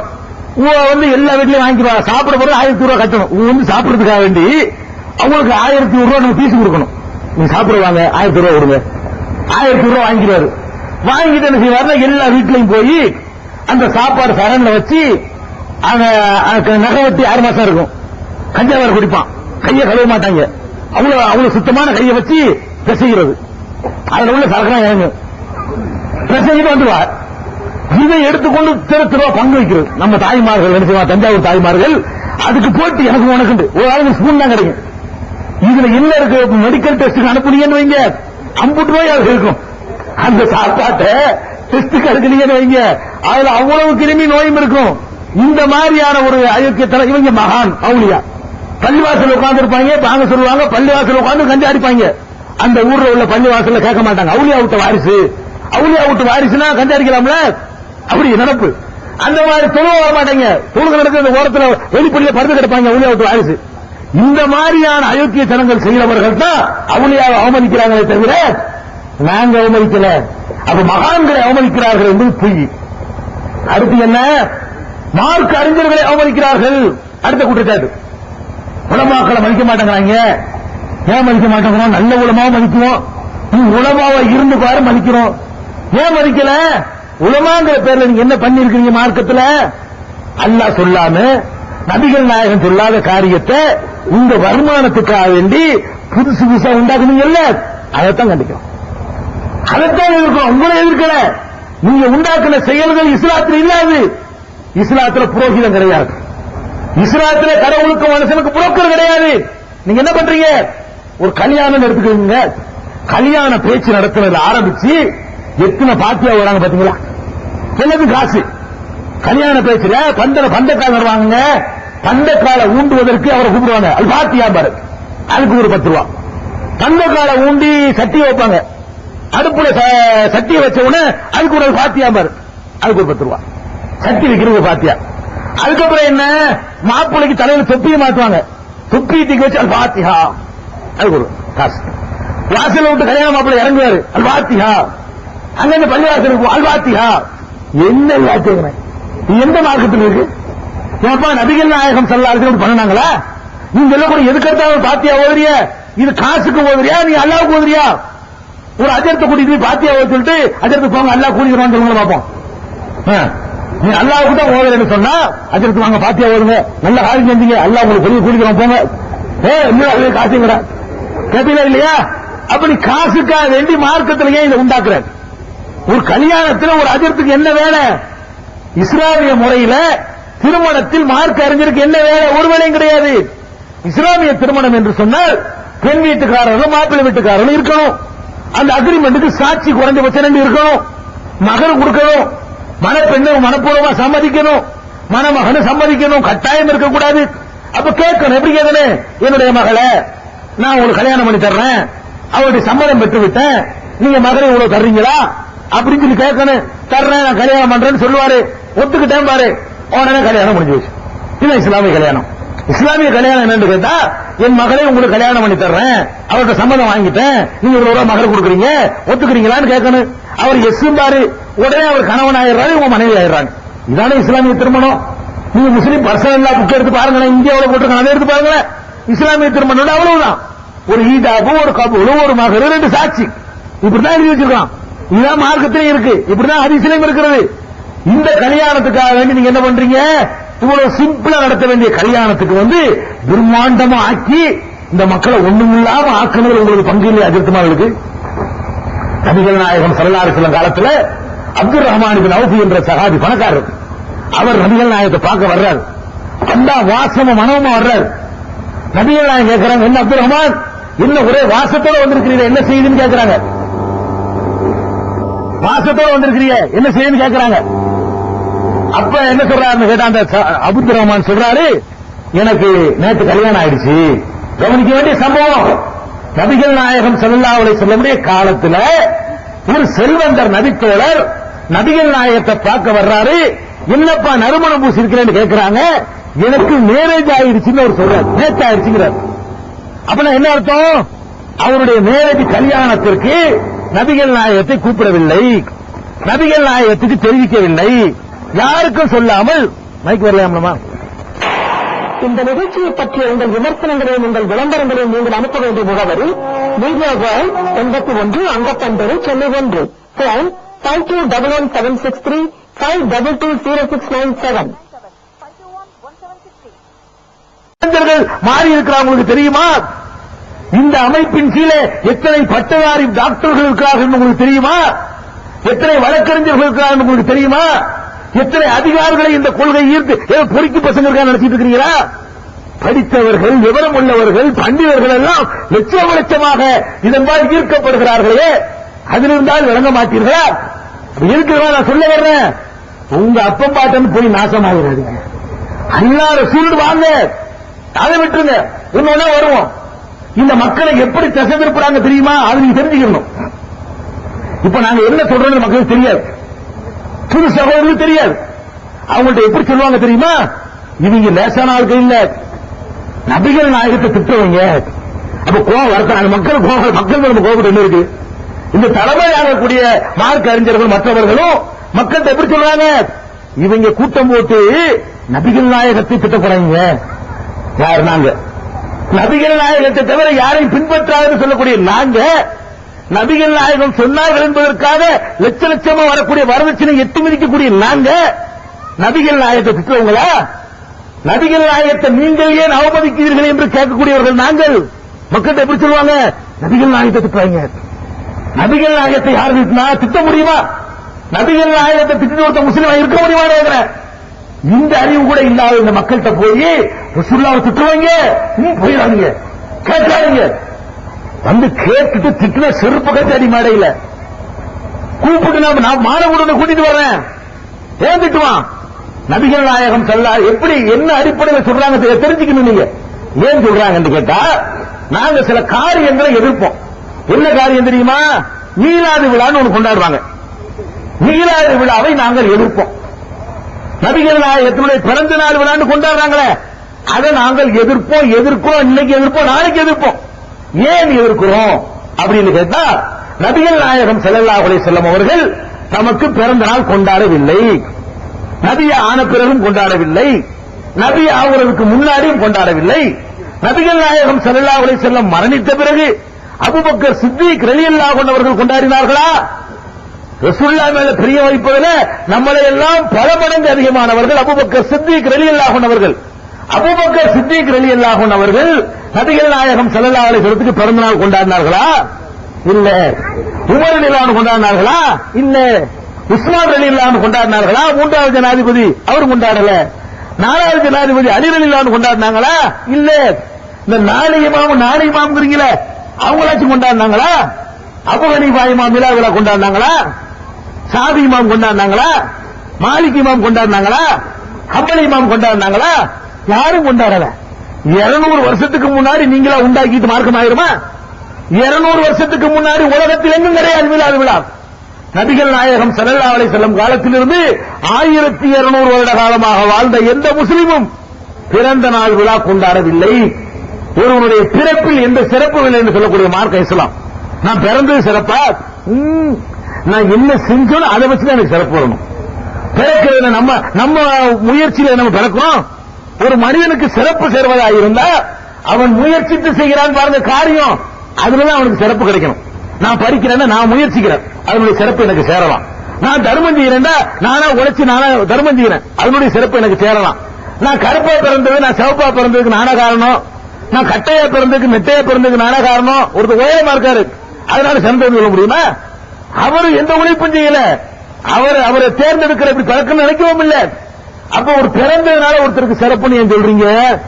இது இன்னொரு கிறிஸ்தவனுக்கு சகோதரர்களுக்கு அந்த மார்க்கத்தில் உங்களுக்கு உண்டு. அவங்க மார்க்கத்தில் கிறிஸ்து பிறந்த நாளை கொண்டாடுவார்கள், நமக்கு அது கிடையாது. நபிகள் நாயகம் பிறந்ததை பற்றி கொண்டாடுமாறு நமக்கு மார்க்கம் சொல்லித் தரவில்லை, அது வேணாம் என்று நமக்கு சொல்லுகிறது. என்னுடைய மார்க்கத்தில் நான் சொல்லாத எதையாவது நீங்க உண்டாக்கினா அது வழிகேடு என்று இஸ்லாம் நமக்கு சொல்லுகிறது. இன்னும் சொல்ல போனா நமக்கு ஹிஜ்ரி ஆண்டு இருக்குல்ல, உங்களுக்கு தெரிஞ்ச விஷயத்துல நான் வர்றேன். இந்த கிறிஸ்துவ மக்களுக்கு கிபி ஆண்டுன்னு சொல்லுவாங்க, கிறிஸ்துவுக்கு பிந்தி கிமு கிறிஸ்துவுக்கு முந்திம்பாங்க. அது மாதிரி வள்ளுவர் ஆண்டு தமிழர்களுக்கு இருக்கு, வள்ளுவர் ஆண்டுன்னு சொல்லிக்கிறாங்க. வள்ளுவருக்கு முந்தி வள்ளுவருக்கு பிந்தின்னு வச்சுக்க வேண்டியதான். இப்ப இஸ்லாமியர்களுக்கு ஒரு ஆண்டு வச்சிருக்கிறோமே ஹிஜ்ரி ஆண்டு, அது எப்ப இருந்து ஆரம்பிச்சிச்சு?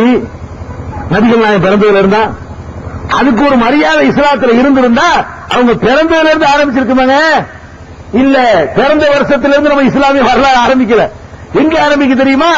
நபிகள் நாயகம் ஸல்லல்லாஹு அலைஹி வஸல்லம் மக்காவிலிருந்து விரட்டப்பட்டு மதீனாவுக்கு போனாங்களே, அந்த விரட்டப்பட்ட பயணத்துக்கு பேர் ஹிஜ்ரத். அது 53வது வயசுல நடக்குது. நபிகள் நாயகம் ஸல்லல்லாஹு அலைஹி வஸல்லம் உடைய 53வது வயசுல மக்காவிலிருந்து விரட்டப்படுகிறார்கள். விரட்டப்பட்டு வெறுத்து போனாங்களே அந்த பயணம், அந்த பயணத்துக்கு பேர் ஹிஜ்ரத். அவங்க என்னைக்கு புறப்பட்டு போனாங்களோ அன்னையிலிருந்து இஸ்லாமிய வரலாறு ஆரம்பிக்குது. ஏன்னா அதுக்கு பிறகுதான் இஸ்லாமிய அரசு உண்டாகுது, ஒரு சாம்ராஜ்யம் உண்டாகுது. இஸ்லாம் தாறுமாறா வளர்ந்துச்சு அந்த 10 வருஷ காலத்துல. அதுக்கு அடித்தளம் அமைத்த நிகழ்ச்சியாக இருந்த காரணத்தினால எங்கே இருந்து வரலாறு ஆரம்பிக்கிறோம்? ரசூல் ஸல்லல்லாஹு அலைஹி வஸல்லம் உடைய நபிகள் நாயகத்தினுடைய 53வது வயசிலிருந்து தான் இஸ்லாமிய ஆண்டை பிறக்குது என்று சொன்னா மீலாது உண்டாப்ப அது மீலாது வருஷம் ஆரம்பிச்சுட்டு போயிருப்பாங்களே. 53 வருஷத்தை சேர்க்கணும். இப்ப நீங்க ஹிஜ்ரி கொண்டாடுறீங்களே, அதோட 53 வருஷத்தை சேர்த்தா தான் நபிகள் நாயகம் பிறந்த வருஷத்தை கண்டுபிடிக்க முடியும். அப்ப 53 வருஷத்தை விட்டு என்ன காரணம்? மீலாதுக்கு இஸ்லாத்தின் மரியாதை இல்ல, அனுமதி இல்ல. அது போக இன்னொரு காரணம், மீலாதுங்கிற பேர்ல நடக்கிற நிகழ்ச்சிகளை பார்க்கிறோம்.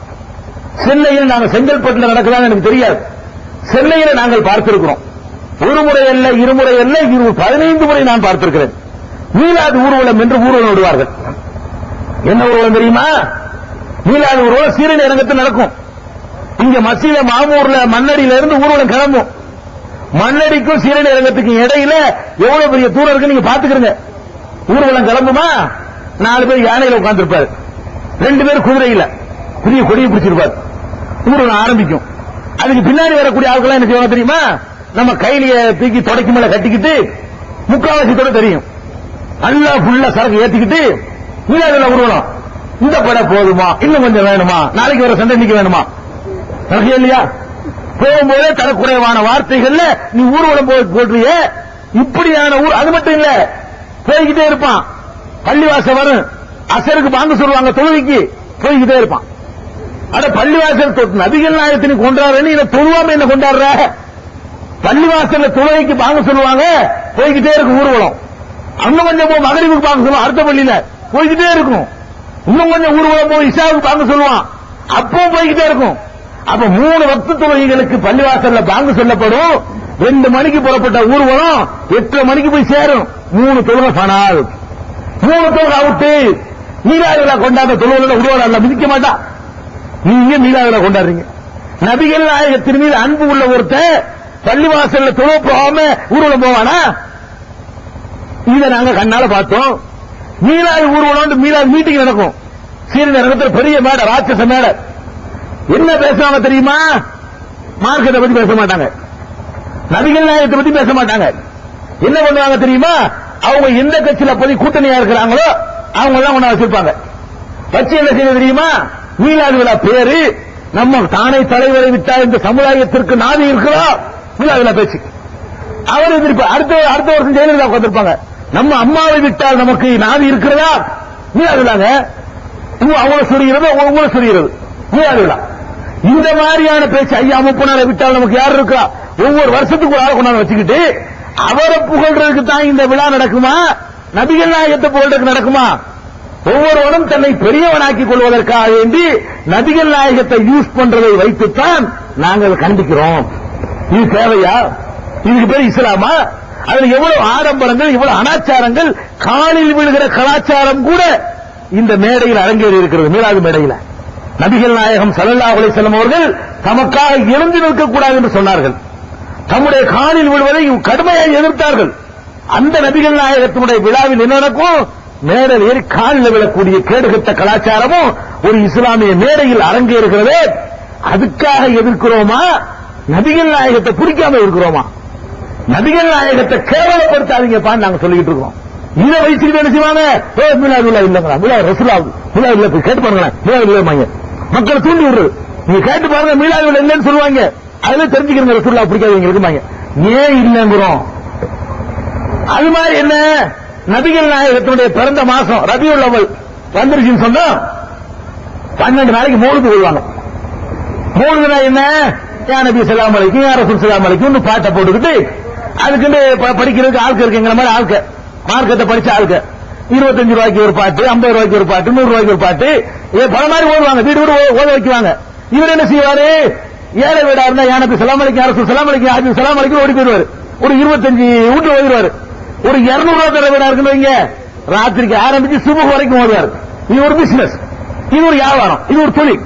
இந்த மாதிரியான மீலாது என்ற நபிகள் நாயகத்தை புகழ்றோங்கிற பேர்ல அர்த்தம் தெரியாத அரபு பாஷையில சில பாடல்களை படிக்கிறாங்க. இதை நாங்கள் எதிர்க்கத்தான் செய்கிறோம். கண்டிப்பா எதிர்ப்போம். இன்னைக்கு எதிர்ப்போம், நாளைக்கு எதிர்ப்போம். ஏன் எதிர்க்கிறோம்?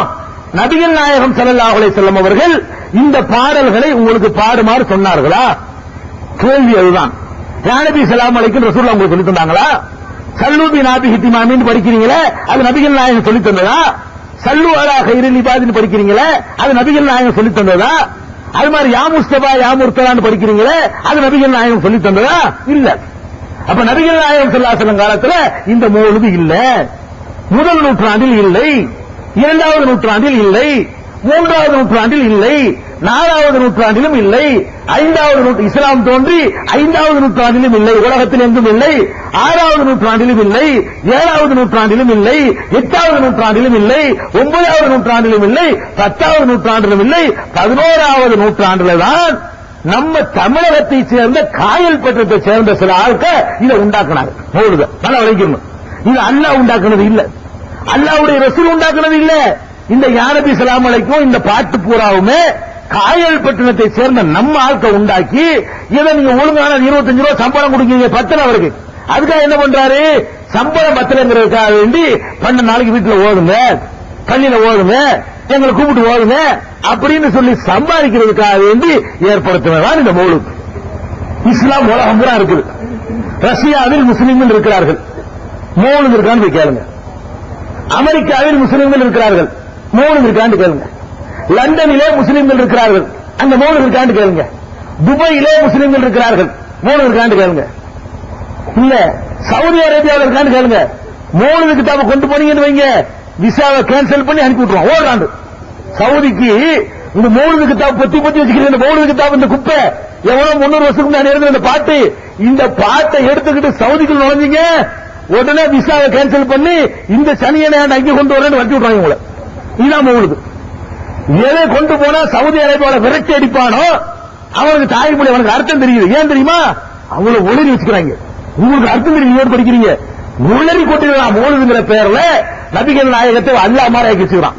நீங்க தான் பாவத்தை மன்னிக்கணும், நீங்க தான் ரிஸ்க் தரணும், நீங்க தான் பிள்ளைய தரணும், நீங்க தான் நோயை போக்கணும். இப்படி நபிகள் நாயகத்தில் கேட்கலாமா? நம்ம அல்லாட்ட மட்டும் கேட்க வேண்டியத நபிகள் நாயகத்தில் கேட்கிற மாதிரி பாட்டெழுதி வச்ச உடனே அங்க என்ன பண்றான், என்னடா பாவிகளா, வணக்கத்துக்குரியவன் அல்லாஹ்வை தவிர யாரும் இல்லைன்னு சொல்லிவிட்டு லா இலாஹ இல்லல்லாஹ்னு சொல்லிவிட்டு இப்படி அக்கிரமமா எழுதி வச்சுக்கிறீங்களா, திருப்பி அனுப்பிடுறான். மௌலூத் கிதாபு கொண்டு போய் ஏதாவது எங்க. அப்ப 300 வருஷத்துக்கு முன்னாடி எவனோ உண்டாக்குனத நீங்க மார்க்கமாக்கிக்கிட்ட நாங்க ஒத்துக்குறோமா? இந்த மக்களை நான் நரகத்துக்கு கொல்லிக்கட்டையாக்க நாங்க விடுவோமா? நீங்க அடிச்சாலும் சொல்லுவோம், உழைச்சாலும் சொல்லுவோம். எவ்வளவு இடக்கு முடக்கு நீங்க பண்ணாலும் சரி சொல்லிக்கிட்டே தான் இருப்போம். எங்க மக்கள் நரகவாசிகளை ஆகுறத நாங்கள் ஒத்துக்கொள்ள மாட்டோம். நீங்க தலைவர்களுக்கு அதை போதிக்கக்கூடிய உலமாக்களுக்கு லாபம் இருக்கும். உலகத்தை உங்களுக்கு கிடைக்குது, அதுக்காக செய்றீங்க. மக்கள் நாங்க ஏமாற விட மாட்டோம். அப்ப அதனால மௌலூத் வேணாங்கிற காரணத்தை விளைக்கிறேன்னு நான் கேட்கிறேங்க. மௌலூத் ரசூலுல்லாஹ் புகழ்றீங்கல்ல, புகழ்றீங்க, புகழ்றத கேளுங்க. என்ன சொல்லி புகழ்றீங்கன்னு கேளுங்களா. புகழ்றதுன்னா என்ன சொல்லி புகழ்றதுன்னு உனக்கு தெரியணுமா இல்லையா? மௌலூத் ஓரம் சொல்றான், நான் புகழ்றத சொல்ல. அப்படியா, என்ன சொல்லி புகழ்ந்தீங்க? அதே புகழ்றோம். என்ன சொன்ன? புகழ்றோம். உனக்கு அர்த்தமே தெரியாது, என்ன புகழ்றது? உனக்கு அர்த்தம் தெரிஞ்சா தாப்பா நீ புகழ்றது உனக்கு தெரியும். புகழவெல்லாம் தெரியாது, நீ திட்டு ரசூல் ஸல்லல்லாஹு அலைஹி வஸல்லம். நபிகள் நாயகத்தை நான் கேட்கிறேன், உங்க தகப்பனார் இருக்காரு, முஸ்தபான்னு வச்சுக்கிடுவோம், போயிட்டு இருக்காரு. முஸ்தபா என்ன செய்ய கூப்பிடுவீங்களா? நீங்க உங்க தகப்பனார் போயிட்டு இருக்கும்போது அவரை பேரை சொல்லி கூப்பிடுவீங்களா? யாருமே கூப்பிட மாட்டோம். நபிகள் நாயகத்தை பேரை சொல்லி கூப்பிடலாமா? சஹாபாக்களோட கூப்பிட்டுக்கிறாங்களா? அல்லாஹ்வுடைய தூதரேன்னு தான் கூப்பிடுவாங்க. யார் ரசூலுல்லாஹ்னு கூப்பிடுவாங்களே தவிர எந்த சஹாபியும் பேரை சொல்லி கூப்பிட மாட்டாங்க. மௌலூதுல கூப்பிடுறாங்களா இல்லையா? யா ஹபீபி யா முஹம்மது, ஓ முஹம்மது, மௌலூது ரசூலுல்லாஹ் புகழ்றாங்க. உன்னை வந்து உன் மகன் கூப்பிட்டா ஒத்துக்கிறியா? உன்னை உன் தம்பி கூப்பிட்டானா ஒத்துக்கிறியா? ரோட்ல போயிட்டு இருக்கும்போது என்ன இப்ராஹிம், பாப்பா மகன் கூப்பிடுறான், இப்ராஹிம் சோபா என்ன சொல்லுவீங்க? அதனால மௌலூது. நபிகள் நாயகத்தை யா முஹம்மதுன்னு கூப்பிட்டு எழுதுறீங்க, நீ இதான் புகழ்றா? இதுக்கு நன்மை கிடைக்குமா? அல்லாஹ்ட்ட உதவி கிடைக்குமா? நபி அல்லாஹ் திருமறை குர்ஆன்ல சொல்றான், லா தஜஅலு துஆ ரசூலி பைனக்கும் கதுஆஇ பாலிக்கும் பாவா. நீங்கள் வந்து ரசூல் ஸல்லல்லாஹு அலைஹி வஸல்லம் நபிகள் நாயகத்தை கூப்பிடுறீங்களே, ஒருவரை ஒருவர் கூப்பிடுற மாதிரி கூப்பிடாதீங்க. அவங்க கண்ணியப்படுத்தி கூப்பிடுங்க, அந்தஸ்தா கூப்பிடுங்க. அல்லாஹ் திருக்குர்ஆன்ல கட்டளையிடுறான். அந்த நபிகள் நாயகத்தை கேவலப்படுத்திட்டு அதுக்கு பேர் மௌலூதா? 4 பேருடைய சட்ட பாக்கெட் நிறைவதற்காக வேண்டி அவர்கள் ஆதரிக்கலாம். மக்களை நீங்க ஆதரிக்காதீங்க. உங்களுக்கு எந்த லாபம் துன்யாவிலையும் கிடையாது, ஆகிரத்திலும் கிடையாது, நரகத்துக்கு தான் போகும். நபிகள் நாயகம் ஸல்லல்லாஹு அலைஹி வஸல்லம் சொன்னாங்க, ஈயாக்கும் வ முஹ்தஸாத்தில் ஊர், புதிதாக உண்டான காரியங்களை விட்டு நான் உங்களை எச்சரிக்கிறேன். குல்ல முஹ்தஸத்தின் பிதா, புதிதாக உருவான மார்க்கத்தின் பெயரால் உண்டாக்கின ஒவ்வொரு காரியமும் வழிகேடு. குல்ல லலாலத்தின் பின்னார், ஒவ்வொரு வழிகேடும் நரகத்தில் சேர்க்கும். ரசூலுல்லாஹ் ஒரு எச்சரிக்கை. நரகத்துக்கு நம்ம ஆளாயிடக்கூடாது. மௌலூதை எதிர்க்கிறோம், நபிகள் நாயகத்தை எதிர்க்கிறோம். எந்த அளவுக்கு சொல்றோம்? ஊர் எதிர்த்தாலும் உலகமே எதிர்த்தாலும் காவல்துறையை கொண்டு வந்து அடக்குமுறை செய்தாலும் நபிகள் நாயகத்தினுடைய மார்க்கத்தை சொல்வதற்கு எந்த தியாகத்தையும் செய்வோம்னு நினைக்கிறோம். நாங்கள் ரசூலுல்லாஹ் மதிக்காதாது நபிகள் நாயகத்தினுடைய சுன்னத்தை நிலைநாட்டுவதற்காக வேண்டி இதுல என்ன லாபம் கிடைக்கும்? நடத்தினவர்களுக்கு சொல்லுங்க பார்ப்போம். இதை நடத்திய மக்களுக்கு கிடைக்கிற பரிசு என்ன?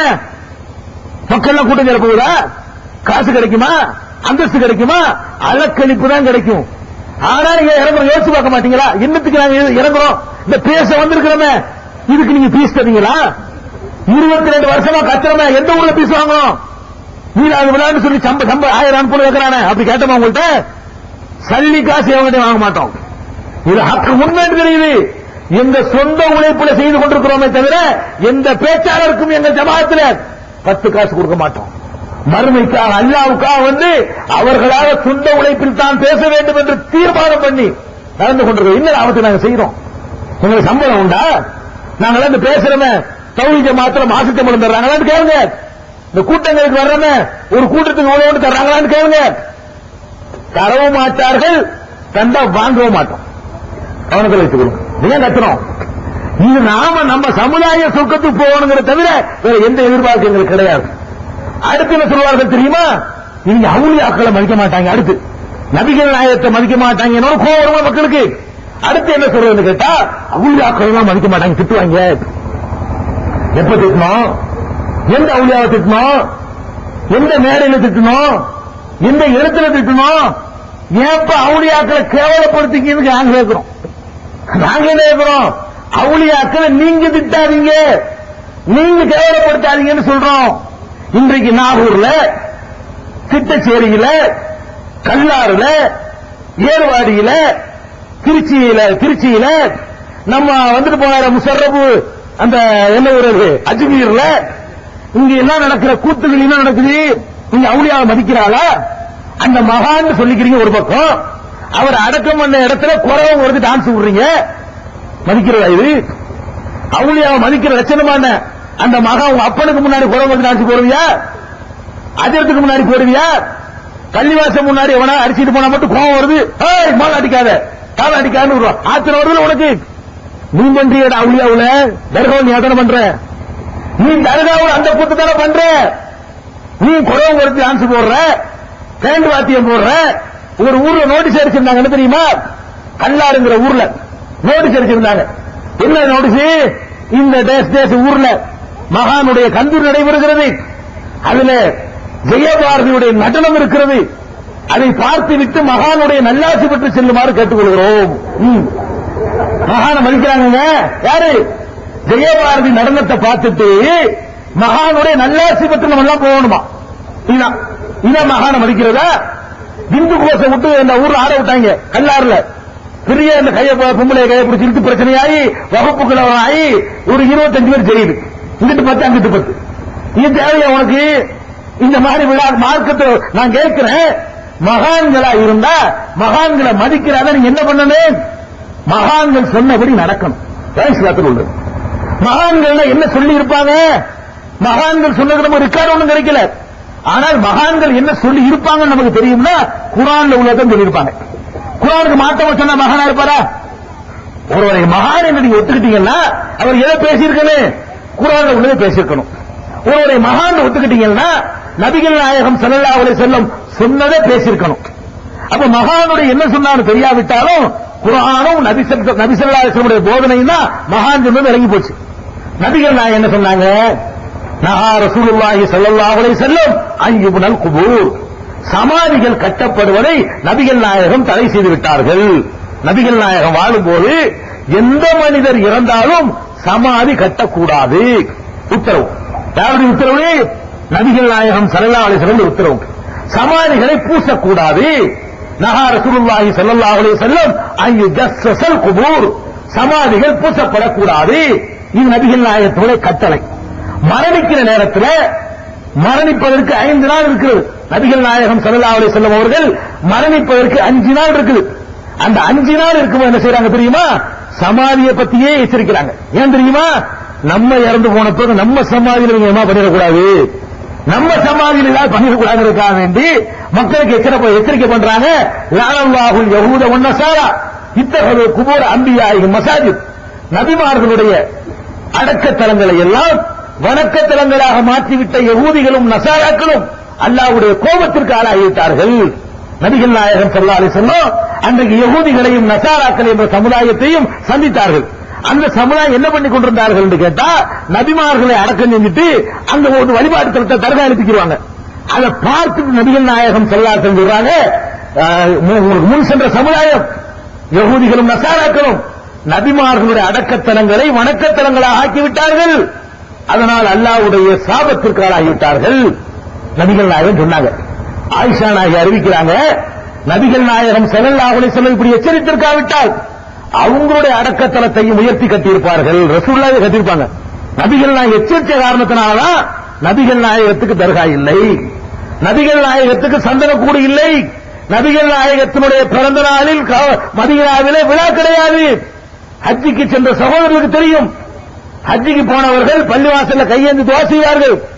சில இந்தியாவிலிருந்து போன செங்கல்பட்டுல இருந்து போனவர்கள் என்ன பண்ணுவாங்க தெரியுமா? நபிகள் நாயகத்தினுடைய அடக்கத்தலத்தில் கையை திருப்பிடுவாங்க. வருவா போலீஸ் பிச்சு எடுத்துருவாங்க. அலடகள் அங்க போய் மதீனாவுல போய் இங்க தர்காவுல நாவூரான்னு கூப்பிடுறீங்களே, அந்த மாதிரி நபிகள் நாயகம் ஸல்லல்லாஹு அலைஹி வஸல்லம் அடக்கத்தலத்தில் கையை தூக்குனீங்க, அடி போடுவான், போலீஸ் நிப்பாட்டி வச்சிருவான், பின்னி எடுத்துருவான். எதை ஒழிக்க வந்தாங்களோ அவங்க பேர் அதை நீ செய்யறியா? அல்லடக்கல் அல்லாஹ்விடத்திற்கு என்று சொல்ற அளவுக்கு நபிகள் நாயகம் ஸல்லல்லாஹு அலைஹி வஸல்லம் உடைய அடக்கத்தலத்தை அல்லாஹ் இன்றும் பாதுகாத்து வைத்திருக்கிறான். அவர்களுக்கு சிலை இல்லை, அவர்களுக்கு கந்தூரி இல்லை, அவர்களுக்கு எந்த விதமான விழாக்களும் நடத்தப்படவில்லை. அந்த மாதிரியான ஒரு சமுதாயத்தில் வந்துட்டு நீங்க என்ன பண்றீங்க? சந்தன கூடுங்கிறீங்க, சந்தனத்தை பூசுங்கிறீங்க, போர்வையை போத்துறீங்க, அந்த சமாதியில கொண்டு எண்ணெயை கொண்டு வச்சுட்டு பள்ளி பாச்சாரெல்லாம் விழுந்திருக்கும்ல, அந்த எண்ணெயை எடுத்து பழக்கத்துக்கு குடிக்கிறீங்க, காஞ்சி போன பூவை எடுத்து திங்கிறீங்க. எங்க உள்ளது? அடக்கத்தலத்தில் உள்ளது. எங்க லானத்து இறங்குமோ, எங்க அல்லாஹ்வுடைய சாபம் இறங்குமோ அந்த இடத்துல கொண்டு எண்ணெயை கொண்டு வச்சு போட்டு குடிக்கிறீங்க. அவுலியா போட்ட செருப்புன்னு சொல்லி செருப்பு அடி வாங்குறீங்க. நாகூருக்கு போனா அதுக்கு அடி வாங்குறதுக்கு ஸ்பெஷல் கட்டணும். நாகூர் தர்காவுக்கு போனீங்கன்னு வைங்களேன், அங்க போய் சாதாரணமா கவுனியாட்ட கேட்கறதுக்கு 1.25 ரூபான்னா செருப்படி வாங்குறதுக்கு 11.5 ரூபாய் கொடுக்கணும். கொடுத்தோன்னு என்ன செய்வாங்க கேட்டா ஒரு வெள்ளி பெட்டி வச்சிருப்பாங்க. அந்த பெட்டிக்குள்ள அவுலியா போட்ட செருப்பா எந்த இருக்காரும் கிடையாது. அது அவுலியா போட்ட செருப்பா இருந்தா என்ன செருப்பு? அவுலியா போட்ட செருப்புனா அது அவுலியா ஆயிருமா? ஒரு மனுஷன் யூஸ் பண்ண பொருள் அதனால புனிதம் ஆயிருமான்னு கேட்கிறேன். அப்படி ஆகாது. அந்த செருப்பட்டிக்கு தலையில வைக்கிறதுக்காக வேண்டி 11.5 ரூபாய். விளக்கமாத்தாடி மயிலர கடையில அடி வாங்குறது அதுக்கு ஒரு 11.5 ரூபாய். இவங்களெல்லாம் செய்றீங்களே எந்த மார்க்கத்தில் உண்டு? அல்லாஹ் குர்ஆன்ல சொல்றான், வலக்கது கர்ரம்னா பனி ஆதம், படைப்புகளிலே மனிதனைத்தான் நாம் மேன்மைப்படுத்தியிருக்கிறோம். நீ ஏன் மேன்மையான படைப்புன்னு அல்லாஹ் சொல்றான்? நீ உன்னை விட செருப்பு மேன்மைன்னு நினைக்கிற, உன்னை விட மயிலரை கட்ட மேன்மைன்னு நினைக்கிற. எத்தனையோ ஊர்களை நாங்க பார்த்துக் கொண்டிருக்கிறோம். நீங்கள் மகான்கள் கொண்டாடுறீங்களே, சில பேர் வேண்டாம் மகானா இருக்கலாம், பல பேர் மகான் கிடையாது. அடிச்சு எங்களுக்கு சொல்ல முடியும். அதற்கு சான்று சொல்வதாக இருந்தால் நம்ம நாவூரில் ஒரு பாட்டு படிப்பார். என்ன பாட்டு படிப்பாரு? அது யாருக்கு அருள் செய்யும் அம்மா, அழகான கடலோரம் வாழ்கின்ற பீமான்னு படிப்பார். தெரியுமா? அந்த கடலோரத்தில் பீமா பள்ளின்னு ஒரு பள்ளி இருக்கு கேரளாவில். அந்த பீமா பள்ளிங்கிற ஊர்ல போய் அந்த பீமா பள்ளிக்கு அடைக்கிற தர்காவை போய் நாங்கெல்லாம் பார்த்திருக்கிறோம். எதுக்கு பார்த்திருக்கிறோம்? அந்த வண்டவாளத்தை இந்த மாதிரி சொல்றதுக்காக பார்த்திருக்கோம், வேற ஒன்றும் இல்ல. அங்க புனிதத்துக்கு போய் பார்க்கல, என்னவா பண்றாங்கன்னு பார்த்து வந்து சொல்றதுக்காக போனோம். அந்த தர்காவுக்கு நாங்கள் போயிருக்கும் பொழுது 1980 இருக்கும். அந்த நேரத்தில் ஆரம்ப கட்டத்தில் போறோம். அந்த தர்காவில் ஒரு கிறுக்க இருக்கான். அவன் வந்து நகமெல்லாம் வளர்த்து பெருசா பைத்தியமா வந்திருக்கான். அவன் குளிக்காம திட்டியா தாட்டி முடியலாம் இருக்கும். இவன் என்ன செஞ்சான்? அதுக்கப்புறம் ஒரு 5 வருஷத்துக்கு பின்னாடி போறோம், அவன் செத்து போயிட்டான். அவனுக்கு உள்ள தர்கா கட்டிருக்காங்க. அவன் ஒரு கிறுக்கன் எங்களுக்கே தெரியும். நாங்க பார்த்த ஒரு கிறுக்கனுக்கு அவனுக்கு பீடி மஸ்தான், பீடி குடிச்சிட்டே இருப்பான். பார்த்தவன் எப்ப பார்த்தாலும் பீடி குடிச்சிட்டு இருப்பாங்க. அவனை கொண்டா பைத்தியம் கட்டி போட்டுக்கிறாங்க. அங்கே மண்டை போட்டாங்க. அவனை என்ன பண்ணி போட்டாங்க? உள்ளுக்குள்ள 2 in 1 ஒரு தர்காவுக்குள்ள தர்கா. அப்ப தர்காவுக்குள்ள தர்கா வச்சு அது பீடி மஸ்தான் வழி உள்ள தர்காண்டு பீடி மஸ்தான் ஆக்கி விட்டாங்க. பீடி மஸ்தான் வழி உள்ள என்ன காணிக்க கொடுக்கணும் தெரியுமா? நான் சிரிக்க சொல்லல, இன்னைக்கு போய் நீங்க பார்க்கலாம். பீடி கட்டு வாங்கி உள்ள போடணும். பீடி மஸ்தான் தர்காவுக்கு நான் ஒரு குடிச்ச ஒரு பிராண்ட் பீடி இருக்கு, அது வெளியே விற்பாங்க. அந்த பீடி கட்டை வாங்கி கொண்டாந்து போடணும். காலையில மறுபடியும் கடைக்கு போயிடும். ஒரு நபரை சேர்ந்து மறுபடியும் அந்த கடைக்கு போயிடும். இந்த பீடி கட்டு எல்லா ஒன்றியிலும் விரல் போற அளவுக்கு தான் இருக்கு. இந்த உண்டியல் மட்டும் கை போற அளவுக்கு பீடி கட்டு போடும்ல. பீடி கட்டு போறதுக்காக வேண்டி உண்டியலுடைய வாய் வந்து நல்ல பெருசாவே இருக்கும். அந்த மாதிரி வைக்கிறாங்க. அதுல உள்ள படத்தை விற்கிறாங்க. அவர் போட்டாங்க. அந்த போட்டாவை பார்த்தாலே இவன் செய்தானா அவுலியாவான்னு கேட்கிற மாதிரி இருக்கு. ஏண்டா நபிகள் நாயகம் அவர்கள் 40 நாளைக்கு அதிகமாக நகமட்டாம இருக்கக்கூடாதுன்னு சொன்னாங்க. இவன் பிறந்தல நகமட்டு இருக்க மாட்டான், அவ்வளவு பெருசா இருக்கு. அவுலியாவா? அவுலியா அவன் பிறந்தல நகமை விட்டு இருக்க மாட்டான், பிறகு அவ்வளவு பெருசா இருக்கு. அவர் அவுலியா. அதே மாதிரி என்ன பண்றான்? வாய் தெரியல அவுலியாவுக்கு. மீசையை வந்து வாயை மறைக்கிற அளவுக்கு வைக்க கூடாது மார்க்கத்தில். வாயை மறைக்கவே கூடாது, வாய் தெரியணும். கூடு குடிச்சாலும் மீசையும் சேர்த்து குடிக்கும். அந்த மாதிரி செய்யக்கூடாது. வச்சிருக்க மார்க்கத்தில் அனுமதி கிடையாது. வாயை வச்சு வெட்டிடணும், உலகத்துக்கு வரக்கூடாது. அப்படிதான் மீசை வைப்பதற்கு மார்க்கத்தில் அனுமதி இருக்குது. இந்த மகானுக்கு, இந்த பெரியாருக்கு என்ன இருக்கு, பீடி மஸ்தானுக்கு வாயே தெரியல, மீசை மூடி இருக்குது, வாய் வந்து தேட வேண்டியிருக்குது. நபிகள் நாயகம் ஸல்லல்லாஹு அலைஹி வஸல்லம் அவங்கள்ட்ட ஒரு ஆள் வர்றாரு. வரும்பொழுது தலையில அவருடைய தொப்பையா கரெக்ட மாதிரி வருது. உடனே அவர் கூப்பிட்டு கண்டிக்கிறாங்க, சைத்தா மாதிரி வர்ற, உனக்கு தலைக்கு தைக்க என்ன கிடைக்கலையா, சீப்பு கிடைக்கலையான்னு கேட்கிறாங்க. ஒரு முஸ்லிம் நபிகள் நாயகம் சொன்னாங்க, மன்கானலஹு ஷஅருன் பள்ளி குறிமுகு, யாருக்காவது தலைமுடி இருந்தால் அதை கண்ணியமான முறையில் வைக்கட்டும், காட்டு மிராண்டி மாதிரி வைக்காத, தலைமுடி வை, அழகா வைக்கலாம், அழகா ஸ்டைல் பண்ணும், சீவு வகிது எடுத்துக்க, நெளிநெளியா வச்சுக்க, சோழ விட்டுக்க. நபிகள் நாயகம் அப்படி நெத்தில ஒரு சிலர் விட்டுருப்பாங்களா முடிய, அதுவே ஒரு தனி அழகா இருக்கும் ஆயிஷா நாயகி சொல்றாங்க. அந்த மாதிரி முடி வைக்கிறதுக்கு மார்க்கத்தில் அனுமதி இருக்கிறது. அதான் ஒரு சிறந்த முறை. மார்க்கத்தில் முடி வைக்கணும், மொட்டடிக்கிறது நல்லது இல்ல. அப்படி ஒரு மார்க்கத்தில் வந்துட்டு இவனை பார்த்தா என்ன, அவன் பிறந்ததுக்கு என்ன வச்சிருக்க மாட்டான், தலையில ஒரு 200 முடி சேர்ந்து கட்டுக்கட்டா இருக்குது, வீடு கட்டு மாதிரி. இந்த மாதிரி ஆள் படத்தை வந்து பாக்கெட்ல வச்சு தெரியுறாங்க தீமாவளியில. இதான் அவளியா, இதான் அவளியா, முதல்ல பீடி குடிச்சா அவளியா இருக்கவன் அவன். அட பீடிங்கிறது மனுஷனுக்கு கேடு தரக்கூடிய காரியம். நபிகள் நாயகம் அவர்கள் வெங்காயம் போட்டு சாப்பிட்டா கூட வாடை இருக்கும்போது பள்ளிவாசலுக்கு வராதுன்ட்டாங்க, சமைச்சு சாப்பிடுங்க. அப்படி பச்சையா சாப்பிட வேண்டிய நிலை வந்தால் அந்த வெங்காயம் வாட போன பிறகு பண்ணிக்குவாங்க அப்படிங்கிற அளவுக்கு. அதனால் மாணவர்கள் அதிருப்தி அடைவார்கள். வெங்காய வாசத்துக்கு அதிருப்தி அடைவாங்கன்னு கேட்டா 24 மணி இழுத்துக்கிட்டு இருக்கிறான், தொழ மாட்டேங்கிறான், நின்றுட்டு கொண்டு கிடைக்கிறான். இந்த மாதிரியான ஆட்கள் அவுளியான்னு சொல்லி நீ தர்கா கட்டி வச்சிருக்கிறிய, இதான் அவுளியாவா? இதை வச்சு மற்ற அவுளியா என்ன நிலவுறத இதாச்சும் பரவாயில்லை. இந்த பட்டல்புதூர் ஒரு ஊரு, திருநெல்வேலி மாவட்டம், அங்க ஒரு மைதீன் ஆண்டவர் அவுளியான்னு வச்சுக்கிறாங்க. மைதீன் ஆண்டவர்னா யாரு?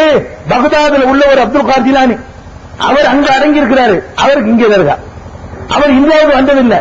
என்னடா தர்கா கட்டி வச்சுக்கிறீங்களா, சமாதி எங்கடான்னு கேட்டா இல்ல, அவர் இங்க வந்து உளுசே வந்தாரு, தண்ணி கிடைக்கல பகதாதுல, இங்க வந்து கைகால் முஞ்சு கழுவுனாராம். இங்க பொத்தல்புதூர்ல கைகால் முஞ்சு கழுவுன இடம்னு தர்கா கட்டி வச்சுக்கிறாங்க. சரி, கட்டி வச்சுட்டீல. அந்த தர்காவுடைய வாசல்ல ஒரு யானை, யானை நிக்க எப்போதுமே. யானைக்கு ஒரு பேரு, என்ன பேரு? மைதீன் பிச்சை. யானைக்கு மைதீன் பிச்சைன்னு பேரு.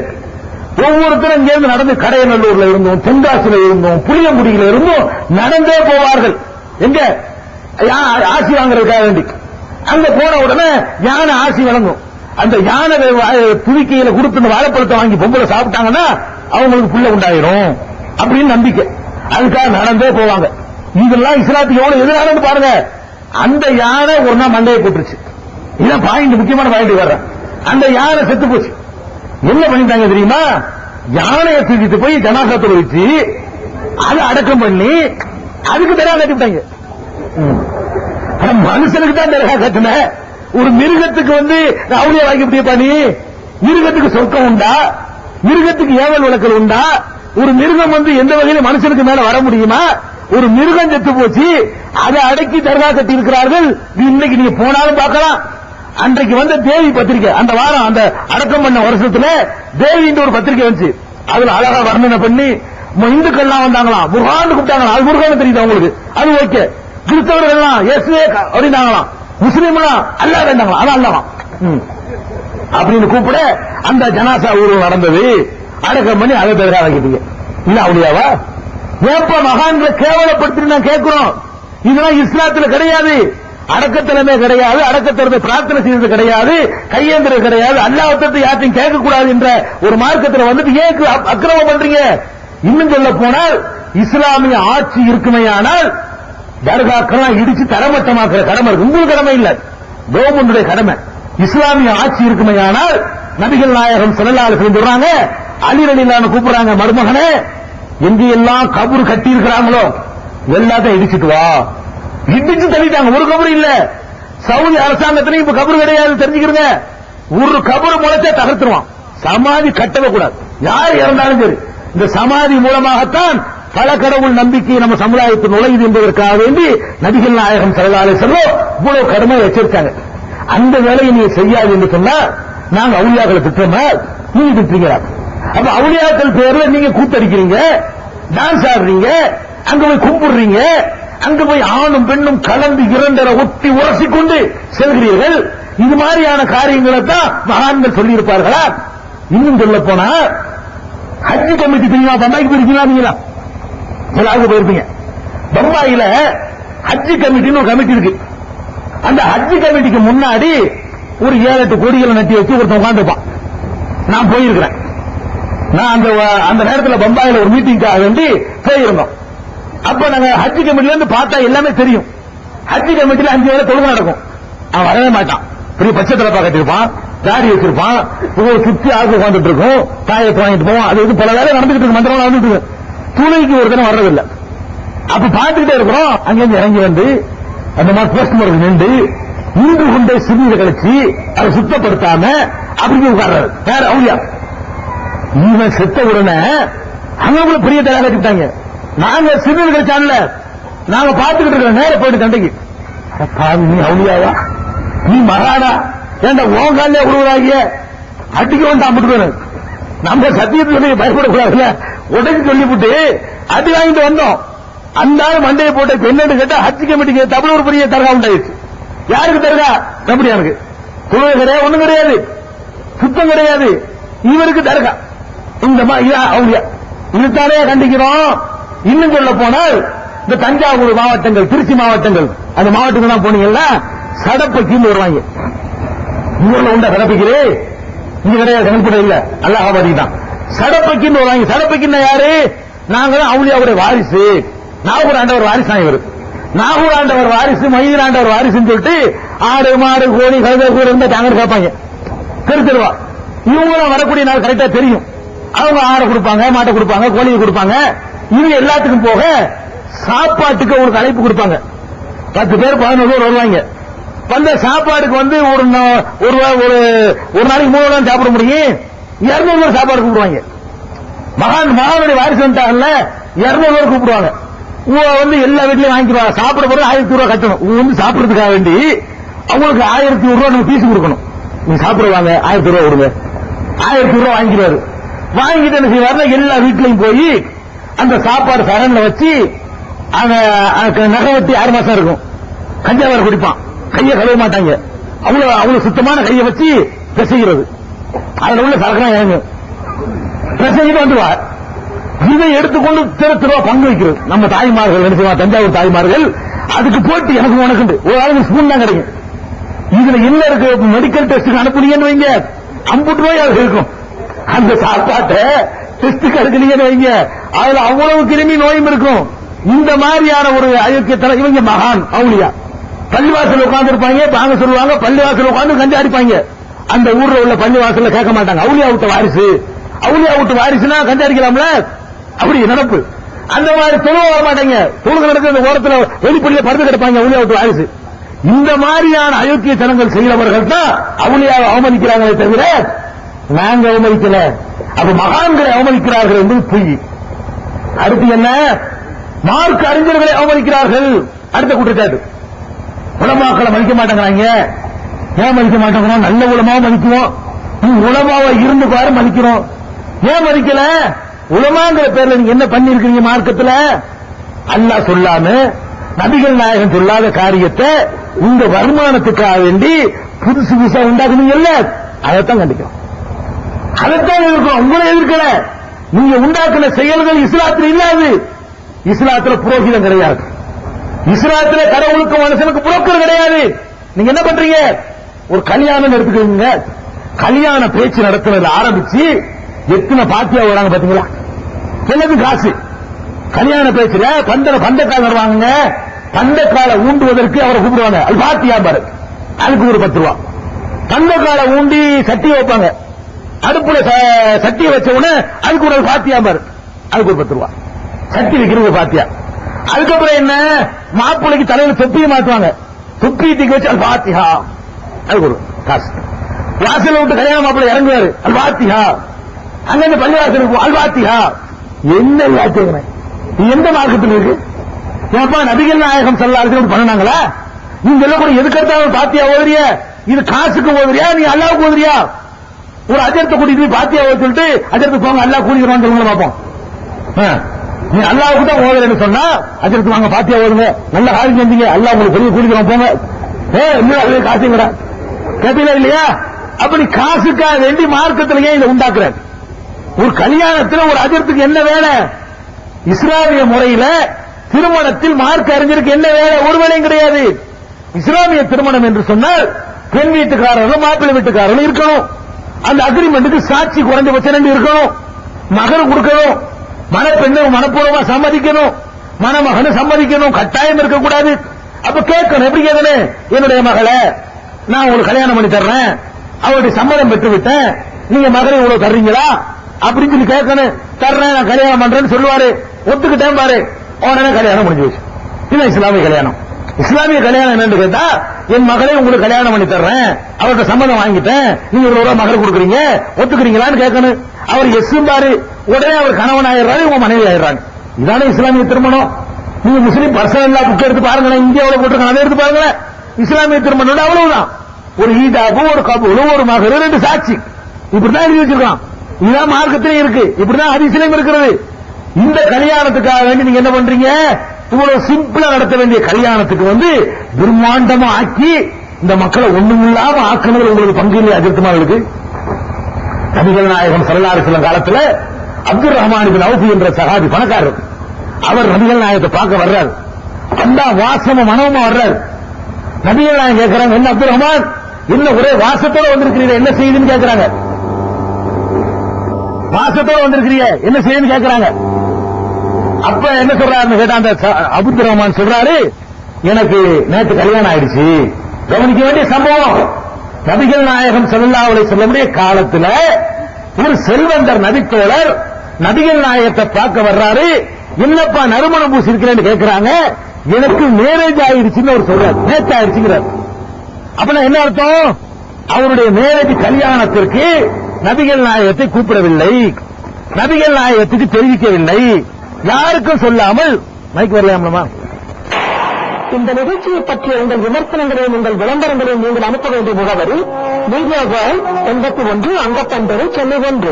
போன் 52117635220697. காலத்துல ஒரு செல்வந்தர் அவங்கள பாக்குறாரு. கல்யாணம் பண்ண செய்தி நபிகள் நாயகம் தெரியல, கேட்டு தெரியறாங்க. இதுதான் ரசூலுல்லாஹ் கால திருமணம். அப்ப திருமணத்திற்கு ஒரு அஜர்த்து போகணும் என்ற அவசியமா இருந்தால் நபிகள் நாயகம் ஸல்லல்லாஹு அலைஹி வஸல்லம் போகாம இருந்திருப்பாங்களா? அவங்கள கூப்பிடாம இருந்திருப்பாங்களா? அப்படிப்பட்ட ஒரு மார்க்கத்தில் இன்னைக்கு என்ன பண்ணிட்டாங்க? எல்லாத்திலையும் இவர் தலையிடுறார், தேவையில்லாம தலையிடுறார். மார்க் அறிஞர் என்பவர் தேவையில்லாம தலையிட்டு கல்யாணம் சொன்னீங்கன்னு வைங்களேன், போய் எப்படி ஆரம்பிப்பாங்க தெரியுமா? அசர்த்து கல்யாணம் வச்சுக்கிறேன், நல்ல நாள் பார்த்து சொல்லுங்க. யார்கிட்ட கேட்கிறாங்க? மார்க் அறிஞர்கிட்ட கேட்கிறாங்க. அவர் உண்மையில மார்க் அறிஞரா இருந்தா என்ன சொல்லணும்? நல்ல நாளா? அது ஏதுப்பா இஸ்லாத்துல? எல்லாம் நல்ல நாள் தானே. நீ நல்ல நாள் கெட்ட நாள் எங்க இருக்கு இஸ்லாத்துல சொல்லணுமா இல்லையா? லா தசுப்பு தஹர ஃபஇன்னல்லாஹ ஹுவ தஹர் நபிகள் நாயகம் சொன்னாங்களா இல்லையா? காலத்தை குறை சொல்லாதீங்க, காலத்தை இயக்குறவன் அல்லாதான், காலத்தின் மீது கெட்ட நாள் என்று பழி போடாதீங்க என்று சொன்னார்களா இல்லையா? நபிகள் நாயகம் ஸல்லல்லாஹு அலைஹி வஸல்லம் காலத்துல ஷவ்வால் மாசத்தை பீடை மாசம் என்று அன்றைய அரபுகள் நினைத்துக் கொண்டிருந்தார்கள். ஆயிஷா நாயகி சொல்றாங்க, ஏன்பா ஷவ்வால பீடை நீங்கல்ல, ஷவ்வால் மாசத்துல என்னுடைய கல்யாணம் நடந்துச்சு, என்னை விட நபிகள் நாயகத்திற்கு விருப்பமானவர் யார் என்று அன்னை ஆயிஷா ரலியல்லாஹு அன்ஹா அவர்கள் கேட்டார்கள் என்பதையும் ஆதாரப்பூர்வமான ஹதீஸ் நூல்களில் பார்க்கிறோம். அப்ப நல்ல நாள் பார்த்து கேட்டா அஜர்த் என்ன சொல்லணும்? நல்ல நாள்லாம் கிடையாதுங்க, உங்களுக்கு எது வசதியோ எல்லாரும் கலந்து கொள்ள எது ஏற்றதோ அப்படி ஒரு நாளை நீங்க தேர்ந்தெடுத்துக்கிறீங்கன்னு சொல்லாம இவர் என்ன பண்றாரு? வெள்ளிக்கிழமை வச்சுக்கிறீங்க, பிற 17 வைங்க, பிற 23 வைங்க, பிற 44 வைங்கிறாரு. உனக்கு அந்த வேலை இது இல்லாத ஒண்ணு இதுக்கு மார்க்கத்தை உண்டாக்குற. நல்ல நாள் கெட்ட நாள் கேட்டா அது இல்லங்கிறத விளக்குறத விட்டுட்டு நீ நல்ல, நான் கேட்கிறேன், எத்தனை அஜர்த்துமார்கள் ஒரு பள்ளி வாசல்ல இமாமா சேர்றாங்க, 3 மாசத்துல பட்டிக்கிட்டு அனுப்பிடுறாங்க. நடக்குதா இல்லையா? எத்தனை அஜர்த்துமார்கள் பள்ளி வாசல்ல இமாமா சேர்றாங்க, 3 மாசத்துல அனுப்பி விட்டுறாங்க. ஏன் நீ ஒரு நல்ல நாளை பார்த்து சேர்ந்து ஒரு 25 வருஷம் இருக்க வேண்டியதானே? உனக்கு நல்ல நாள் பார்த்துட்டு பள்ளி வாசல்ல சேர முடியல, உனக்கு நீ நல்ல நாளை பார்த்து சேர்ந்து ஒரு 10 வருஷம் அந்த ஊர்ல இமாமா இருந்திருக்கிற இது வரைக்கும் நினைச்சா கிளப்பி விட்டுறாங்க. இதான் உன் கதி. நீ என்ன உலகத்துக்கு நல்ல நாள் சொல்ல போற? நான் கேட்கிறேன், அறிவுப்படி மார்க்கமே தெரிய வேணாங்க. நல்ல நாள் பகுத்தறிவுப்படி நல்ல நாள் இருக்குதா? ஒரு நாள் என்று எடுத்துக்கொண்டால், ஒரு வினாடி என்று எடுத்துக்கொண்டால் சிலருக்கு நல்லதா இருக்கும், சிலது கெட்டதா இருக்கும். எல்லாத்துக்கும் நல்லது செய்யக்கூடிய நேரத்தை சொல்லுங்க பார்ப்போம். இந்த வினாடி இது நல்லதா கெட்டதா சொல்ல இயலாது. இந்த வினாடியில 100 செத்து இருக்கும், 100 பிறந்திருக்கும். செத்தவனுக்கு கெட்டனாலும் பிறந்தவனுக்கு நல்ல நாள். அப்படிதான் அர்த்தம். இந்த வினாடியில 100 பேர் பிச்சைக்காரனா போயிருப்பான், 100 பேர் பணக்காரனா போயிருப்பான். அவனுக்கு நல்ல நாள், இவனுக்கு கெட்ட நாள். அப்படித்தான் சொல்ல முடியுமே தவிர ஒரு நேரத்தை சொல்லி இந்த வெள்ளிக்கிழமை அது ஜனவரி 1ஆம் தேதி உலகத்துல ஒரு மனுஷனுக்கும் ஒரு கேடு நடக்கான்னு சொல்லி பார்ப்போம். சொல்லு பார்ப்போம். சொல்ல முடியாது. ஜனவரி 10ஆம் தேதி ஒருத்தனுக்கு ஒரு நன்மை நடக்கான்னு சொல்லி பார்ப்போம். எந்த நாள்ல நல்லது நடக்கல, எந்த நாள்ல கெட்டது நடக்கல? எல்லா நாள்லயும் 50 நல்லது 50 கெட்டது நடக்குது. அப்படின்னா நீ ஒரு காரியம் செய்ய முடியாது உலகத்துல. அதனால மார்க் என்ன சொல்லுது? அவனுக்கு உள்ள விதிப்படி நடக்குமே தவிர நாட்களை வைத்துக் கொண்டெல்லாம் நீ விதியை வெல்ல இயலாது. உனக்கு இல்ல அழகா வாச்சாரலே ஒரு வசனம், குல்ல யுஸீபனா இல்லாமா கதபல்லாஹு லனா, அல்லாஹ் எங்களுக்கு எதை விதித்திருக்கிறானோ அதை தவிர வேறு எதுவும் எங்களை அணுகாது என்று நபியே நீங்கள் சொல்லுங்கள். குர்ஆனுடைய கட்டளை. இதை சொல்ல வேண்டிய மார்க்க அறிஞர்கள் நல்ல நாள் கெட்ட நாள், பால் கிதாபு மோர் கிதாபு நகசு என்று உண்டாக்கியது நீங்களா? யார்? இதை நாங்க ஆதரிப்போமா? உடம்பு சரியில்லைன்னு அஜர்த்திட்ட வர்றான், என்ன செய்யணும்? அவரு மருத்துவம் பண்ணுங்கன்னு சொல்லணும். அவரு நபிகள் நாயகத்திட்ட வரும்போது அப்படி சொன்னாங்க, ததாவோ மருத்துவம் செய்யுங்கள். நபிகள் நாயகம் அவர்கள் நோயாளிகளை பார்க்க சென்றால் என்ன அறிவுரை சொல்லுவாங்க? ததாவோ மருத்துவம் செய்யுங்கள். இன்னலிக்குள்ளி தாயின் தவாவுன், ஒவ்வொரு நோய்க்கும் மருந்து இருக்கிறது. நோயை இறக்கி இறைவன் அதற்கான மருந்தையும் இறக்கி இருக்கிறான். மருத்துவம் செய்யுங்கள் என்று நபிகள் நாயகம் ஸல்லல்லாஹு அலைஹி வஸல்லம் சொன்னார்கள். அதுபோக சில நோயாளிகளுக்கு இறைவனிடத்தில் பிரார்த்தனை செய்திருக்கிறார்கள். எப்படி? நோயாளியை பார்க்க போனாங்கன்னு சொன்னா, அதுஹிபில் பாஸ ரப்பன்னாஸ் அல்லாஹும்ம ஷ்ஃபி அன்த ஷாஃபி லா ஷிஃபா இல்லா ஷிஃபாவுக ஷிஃபாஅன் லா யுகாதிரு ஸகமன் வலா அலமா. இத சொல்லுவாங்க. இதுக்கு என்ன அர்த்தம்? அகிலத்தின் இறைவனே, நீ குணமாக்கு, நீதான் குணமாக்குறவன், உன்னை தவிர யாராலும் குணமாக்க இயலாது. பரிபூரணமான முறையில் இவருக்கு குணமாக்கி விட அல்லாஹ். இதுக்கு அர்த்தம். இதை நபிகள் நாயகம் ஸல்லல்லாஹு அலைஹி வஸல்லம் சொல்லி இருக்காங்க. இவ்வளவுதான் செஞ்சாங்க. நம்ம அஜர்த் என்ன செய்யறாரு தெரியுமா? நோய் இந்த உடனே ஒரு 100 ரூபாய் செலவழிக்க முடியுமா? எதுக்குங்க? தாயத்து போடணும். யாரு? அஜர்த். எந்த மார்க்கத்தில் இதை படிச்ச? எந்த குர்ஆன்ல உன்னை தாயத்து போட சொல்லி இருக்குது? எந்த நபி உனக்கு சொல்லி தந்தாங்க? நீ மார்க்க அறிஞரா இருந்தா தாயத்து இஸ்லாத்துல கிடையாதுன்னு சொல்லிருக்கணுமா இல்லையா? மன் தஅல்லக தமீமத்தன் ஃபக்கத் அஷ்ரக, யார் ஒருவன் தாயத்தை தொங்க விடுகிறானோ அவன் அல்லாஹ்வுக்கு இணை கற்பித்து விட்டான். 2 அல்லாஹ்வை நம்பிட்டான்னு சொல்றாங்க நபிகள் நாயகம் ஸல்லல்லாஹு அலைஹி வஸல்லம். அல்லாஹ் ஒரு முசீபத்தை இறக்கும் போது தாயத்து போய் அது கவுண்டர் பண்ணிடுமாங்க? அது ஒரு அல்லாஹ் உனக்கு என்று நபிகள் நாயகம் ஸல்லல்லாஹு அலைஹி வஸல்லம் எச்சரிக்கை பண்றாங்களே. அதை படிச்சிருக்கிற ஒரு மார்க் அறிஞர் சொல்கிறார், தாயத்து போடு, என்கிட்ட வந்து வாங்கிக்க, 100 ரூபாய் கொடு. தட்டுல எழுதி கொடுத்து கரைச்சு குடிக்க சொல்றாரு. நோயின்னு போனா பிளேட்ல நான் எழுதி தருவேன் சகன், பெரிய அந்த பளிங்கு பிளேட் இருக்கு பாருங்க, அதுல எழுதி தருவார், என்னமோ போட்டு 1 2 3 நம்பர் போடுவாரு. அதை கரைச்சு குடிக்கணுமா? 11 நாளைக்கு குடிக்க சரியா போயிடும் அப்படிங்கிறாரு. நூல் முடிஞ்சு போடுறாரு. ஓதுறது நூல்ல முடிய இயலுமா? பூண்டு ஓதி முடிச்சு போடுறது. அட ஓதுறது பொருளா? நூல்ல போய் கட்ட முடியுமா? என்ன செய்வாரு? உடம்பு சரியில்லை, நூல் முடிஞ்சு போடுங்க. நூல் முடியறது என்ன அர்த்தம்? ஒரு பெரிய நூலை எடுத்துக்கிட்டு அதை ஓதுனதை கட்டிட்டாங்க. அப்படி யாரு பூ சுத்துறீங்க? இது ஒரு பிரமத்துக்காரன் பார்த்தா சிரிக்க மாட்டான். இதான் மார்க்கமா? நபிகள் நாயகம் நோயாளி போகும்போது நூல் முடிஞ்சா போட்டாங்களா? நீங்க மார்க்கத்தை பொழப்புக்கு கருவியாகிட்டீங்க. அதுக்கு தான் நாங்க ஒதுக்கி போய் நிக்கிறோம். அப்ப இந்த தாயத்து தட்டு நூலு எல்லாம் பிராடு. இந்த பிராடுகளை உண்டாக்குனது யார்? ஒடுக்கத்து புதன் என்ற பெயரில் புதன்கிழமை வறுமையானால், சபர் மாசத்தினுடைய கடைசி புதன்கிழமை வறுமையானால் அன்னைக்கு உலகத்து முசீபத்துலாம் இறங்குதுன்னு மக்களை பயங்காட்டி இல்லாத பொய்ய சொல்லி அதுக்கு இந்த ஓலையில எழுதி கொடுத்து அதை கரைச்சு குடிக்கிறதுக்கு ஒரு ஓலை, தலையில தொளிச்சுக்கிறதுக்கு ஒரு ஓலை, வீட்டுக்கு தொளிக்கிறதுக்கு ஒரு ஓலை என்று ஓலையில பனை ஓலையில எழுதி கொடுத்து சம்பாதிக்கிறீங்களே, இதான் இஸ்லாமா? இதான் குர்ஆன்ல உங்களுக்கு சொல்லப்பட்டிருக்குதா? ஒரு இறந்து போன வீட்டை விட்டு வச்சீங்களா? ஒரு இறந்து போச்சு, புருஷன் போயிட்டானே, பொண்டாட்டி போச்சே, புள்ள போச்சே, அப்பம் போயிட்டான்னு கவலைப்பட்டு இருக்காங்க. அங்க போய்கிட்டு 3 பத்தியா ஓது, 7 பத்தியா ஓது, 40 ஓது, அரை வருஷம் ஓது, 1 வருஷம் ஓது. அவனை அப்ப என்ன ஆகுது? அதாவது கணவனை பறி கொடுத்திருக்கிற ஒரு மனைவி நிலையில பாருங்க. புருஷன் போயிட்டான், நம்ம நிலை என்ன ஆகும் தெரியலையே, அடுத்து என்ன செய்யறது? அப்படி கவலைப்பட்டு இருக்கிற இடத்துல போய் இறந்து போன அன்னைக்கு சோறாக்கி கொடுக்க சொல்றாங்க. இறந்து போன அன்னைக்கு இந்த சமுதாயத்தில் என்ன செய்யப்படுது? ஆடு இருக்கிறது. யார் வீட்டு காசுல? அஜர்த் வீட்டு காசுலையா? சமுதாய தலைவர்களுடைய காசுலையா? அந்த அம்மாவுடைய புருஷனை பறி கொடுத்து உட்கார்ந்து இருக்குமா அந்த அம்மா? அந்த அம்மா தலையில போய் வர்றவனுக்கு சோறாக்கி போடு, ஆட்டாரு. வர்றவன் 500 பேர் 1000 பேர் வருவான், வெளியூர்ல இருந்து படையெடுத்து வருவான். ஐம்பது பேருக்கு 8 ஆடு அறுத்து 4 ஆடு அறுத்து ஒரு 10,000 ரூபாய் மௌத்து செலவு முடிஞ்சு வச்சா கதை. இது எந்த மார்க்கத்தில் படிச்சீங்க? இறந்து போன வீட்டுல சோறு திங்க உங்களுக்கு மார்க்கத்தில் அனுமதி இருக்குதா? சோறு ஆக்க அனுமதி இருக்குதா? இஸ்லாம் ஒரு காட்டு மிராண்டி மார்க்கம், மனிதாபிமானம் கூட இல்லைன்னு கேட்கலாம். முஸ்லீம் அல்லாத சகோதரர்கள், நாங்கள் இஸ்லாம் இணைய மார்க்க நிகழ்ச்சி நடத்தும் பொழுது அந்த சகோதரர்கள் எழுந்து எங்கள்கிட்ட கேட்கிறாங்க, மனிதாபிமானம் கூட விட்டு இல்லையா? ஒரு இளவு வீட்டுல போய்தான் இப்படி செலவு வச்சு சாப்பிடணுமா?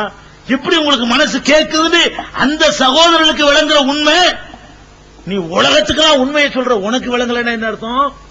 நபிகள் நாயகம் ஸல்லல்லாஹு அலைஹி வஸல்லம் உடைய சகோதரர் ஜாஃபர், சகோதரர்னா அபூ தாலிபுடைய மகன், சின்ன அப்பா மகன் ஜாஃபர் இப்னு அபீ தாலிப், அலியுடைய தம்பி. அவங்க இறந்து போயிடுறாங்க. ஜாஃபர் ரலியல்லாஹு அன்ஹு அவர்கள் இறந்து போயிடுறாங்க. இறந்து போன உடனே அந்த செய்தி வருது வீட்டுக்கு, கொல்லப்பட்டு விட்டார் அப்படின்னு மெசேஜ் வருது. உடனே நபிகள் நாயகம் ஸல்லல்லாஹு அலைஹி வஸல்லம் சொன்னாங்க தெரியுமா? சஹாபாக்கெல்லாம் கூப்பிட்டாங்க, மக்களே ஜாஃபருடைய குடும்பத்திற்காக நீங்கள் எல்லாம் உணவு சமைத்து கொண்டு வாருங்கள். இஸ்னவு லி ஆலி ஜாஃபர் தஆமன், ஜாஃபருடைய குடும்பத்திற்கு மற்றவர்கள் உணவு சமைத்து கொண்டு வாருங்கள். அவர்களுக்கு கவலையில் இருக்கிறார்கள், அவர்கள் துன்பத்தில் இருக்கிறார்கள், அவங்கள்ட்ட வந்து நீங்க சாப்பாடு நீங்க கொண்டாந்து கொடுங்கன்னு சொல்லப்படுது. நீங்க மௌத்து வீட்டுக்கு போறதா இருந்தா நீங்க 4 பிரியாணி பட்டம் வாங்கிட்டு போகணும், ஒரு 10 இட்லி வாங்கிட்டு போகணும், வீட்டுல சோறாக்கி எடுத்துட்டு போகணும், நீங்க சாப்பிடுங்கம்மான்னு சொல்லணும். நீங்க அவர்களை வற்புறுத்தி சாப்பிட வைக்கணும். சோகத்தில் இருக்கிற மக்கள்கிட்ட போய்கிட்டு முதல் பாத்தியா ஓதுறங்கிற பேர்ல 10,000 ரூபாய் காலி பண்றீங்களே. அன்னைக்கு மூத்த பாடியை போட்டுக்கிட்டு கழட்டி அடகு கடைக்கு போகுது நகை, கையில காசு இருக்க அனைத்த மண்டையை போட்டிருக்கான், தகப்பம் போயிருவான். சின்ன சின்ன பிள்ளைங்க என்ன எதிர்காலம் தெரியாது. அன்னைக்கு செலவு வைக்கிறதுக்கு யார் செலவழிக்கணும்? கையில உள்ளது கழுத்துல உள்ளது கழட்டி கொண்டு அடகு கடையில வைக்கணும், அதை விற்கணும், அதை கடன் வாங்கணும், பிச்சை எடுக்கணும். இந்த அளவுக்கு இந்த சமுதாயத்தை ஆக்கி வச்சீங்களே, இது எந்த மார்க்கத்தை உண்டாக்குனீங்க? 3வது நாளைக்கு ஒரு பாத்தியா, அதை விட்டுருங்க. அந்த ஜனாசாவையாவது அநியாயத்துக்கு இறந்து போனவனுக்கு தொழுவிக்கிற காசா? ஏண்டா இறந்து போனவனுக்கு ஒரு பிரார்த்தனை செய்றீங்க, ஜனாசா தொழுகையில் எத்தனை காசுங்கிறீங்க?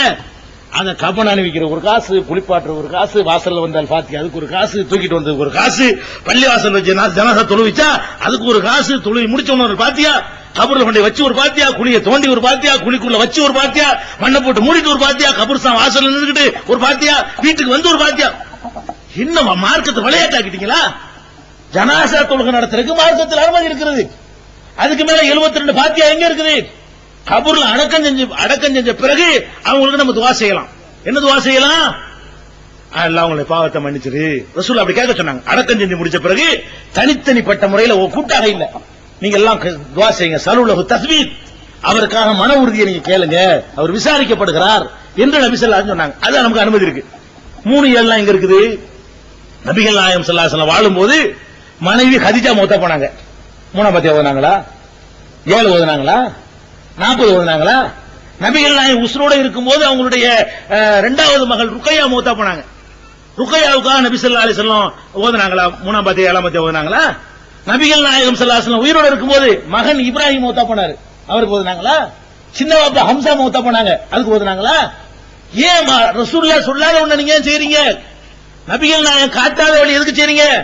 3ஆம் பாத்தியா வருஷத்துக்கு வருஷம் அப்படி சாவடிக்கிறீங்களே, எதுக்கு இது? சரி, இந்த பாத்தியா ஓதுறீங்களே, என்ன ஓதுறீங்க? என்னை மாதிரி ஒரு ஆளை கூட்டிட்டு போறீங்க, கூட்டிட்டு போய் என்ன செய்றீங்க?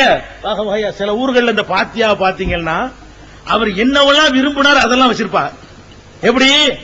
சிகரெட் குடிச்சவரா இருந்தான்னு வைங்களேன், அவர் என்ன பிராண்ட் அடிச்சார் அதை வச்சிருப்பாங்க. அந்த பாத்தியாவுடைய சாமான்ல எதுவும் இருக்கு.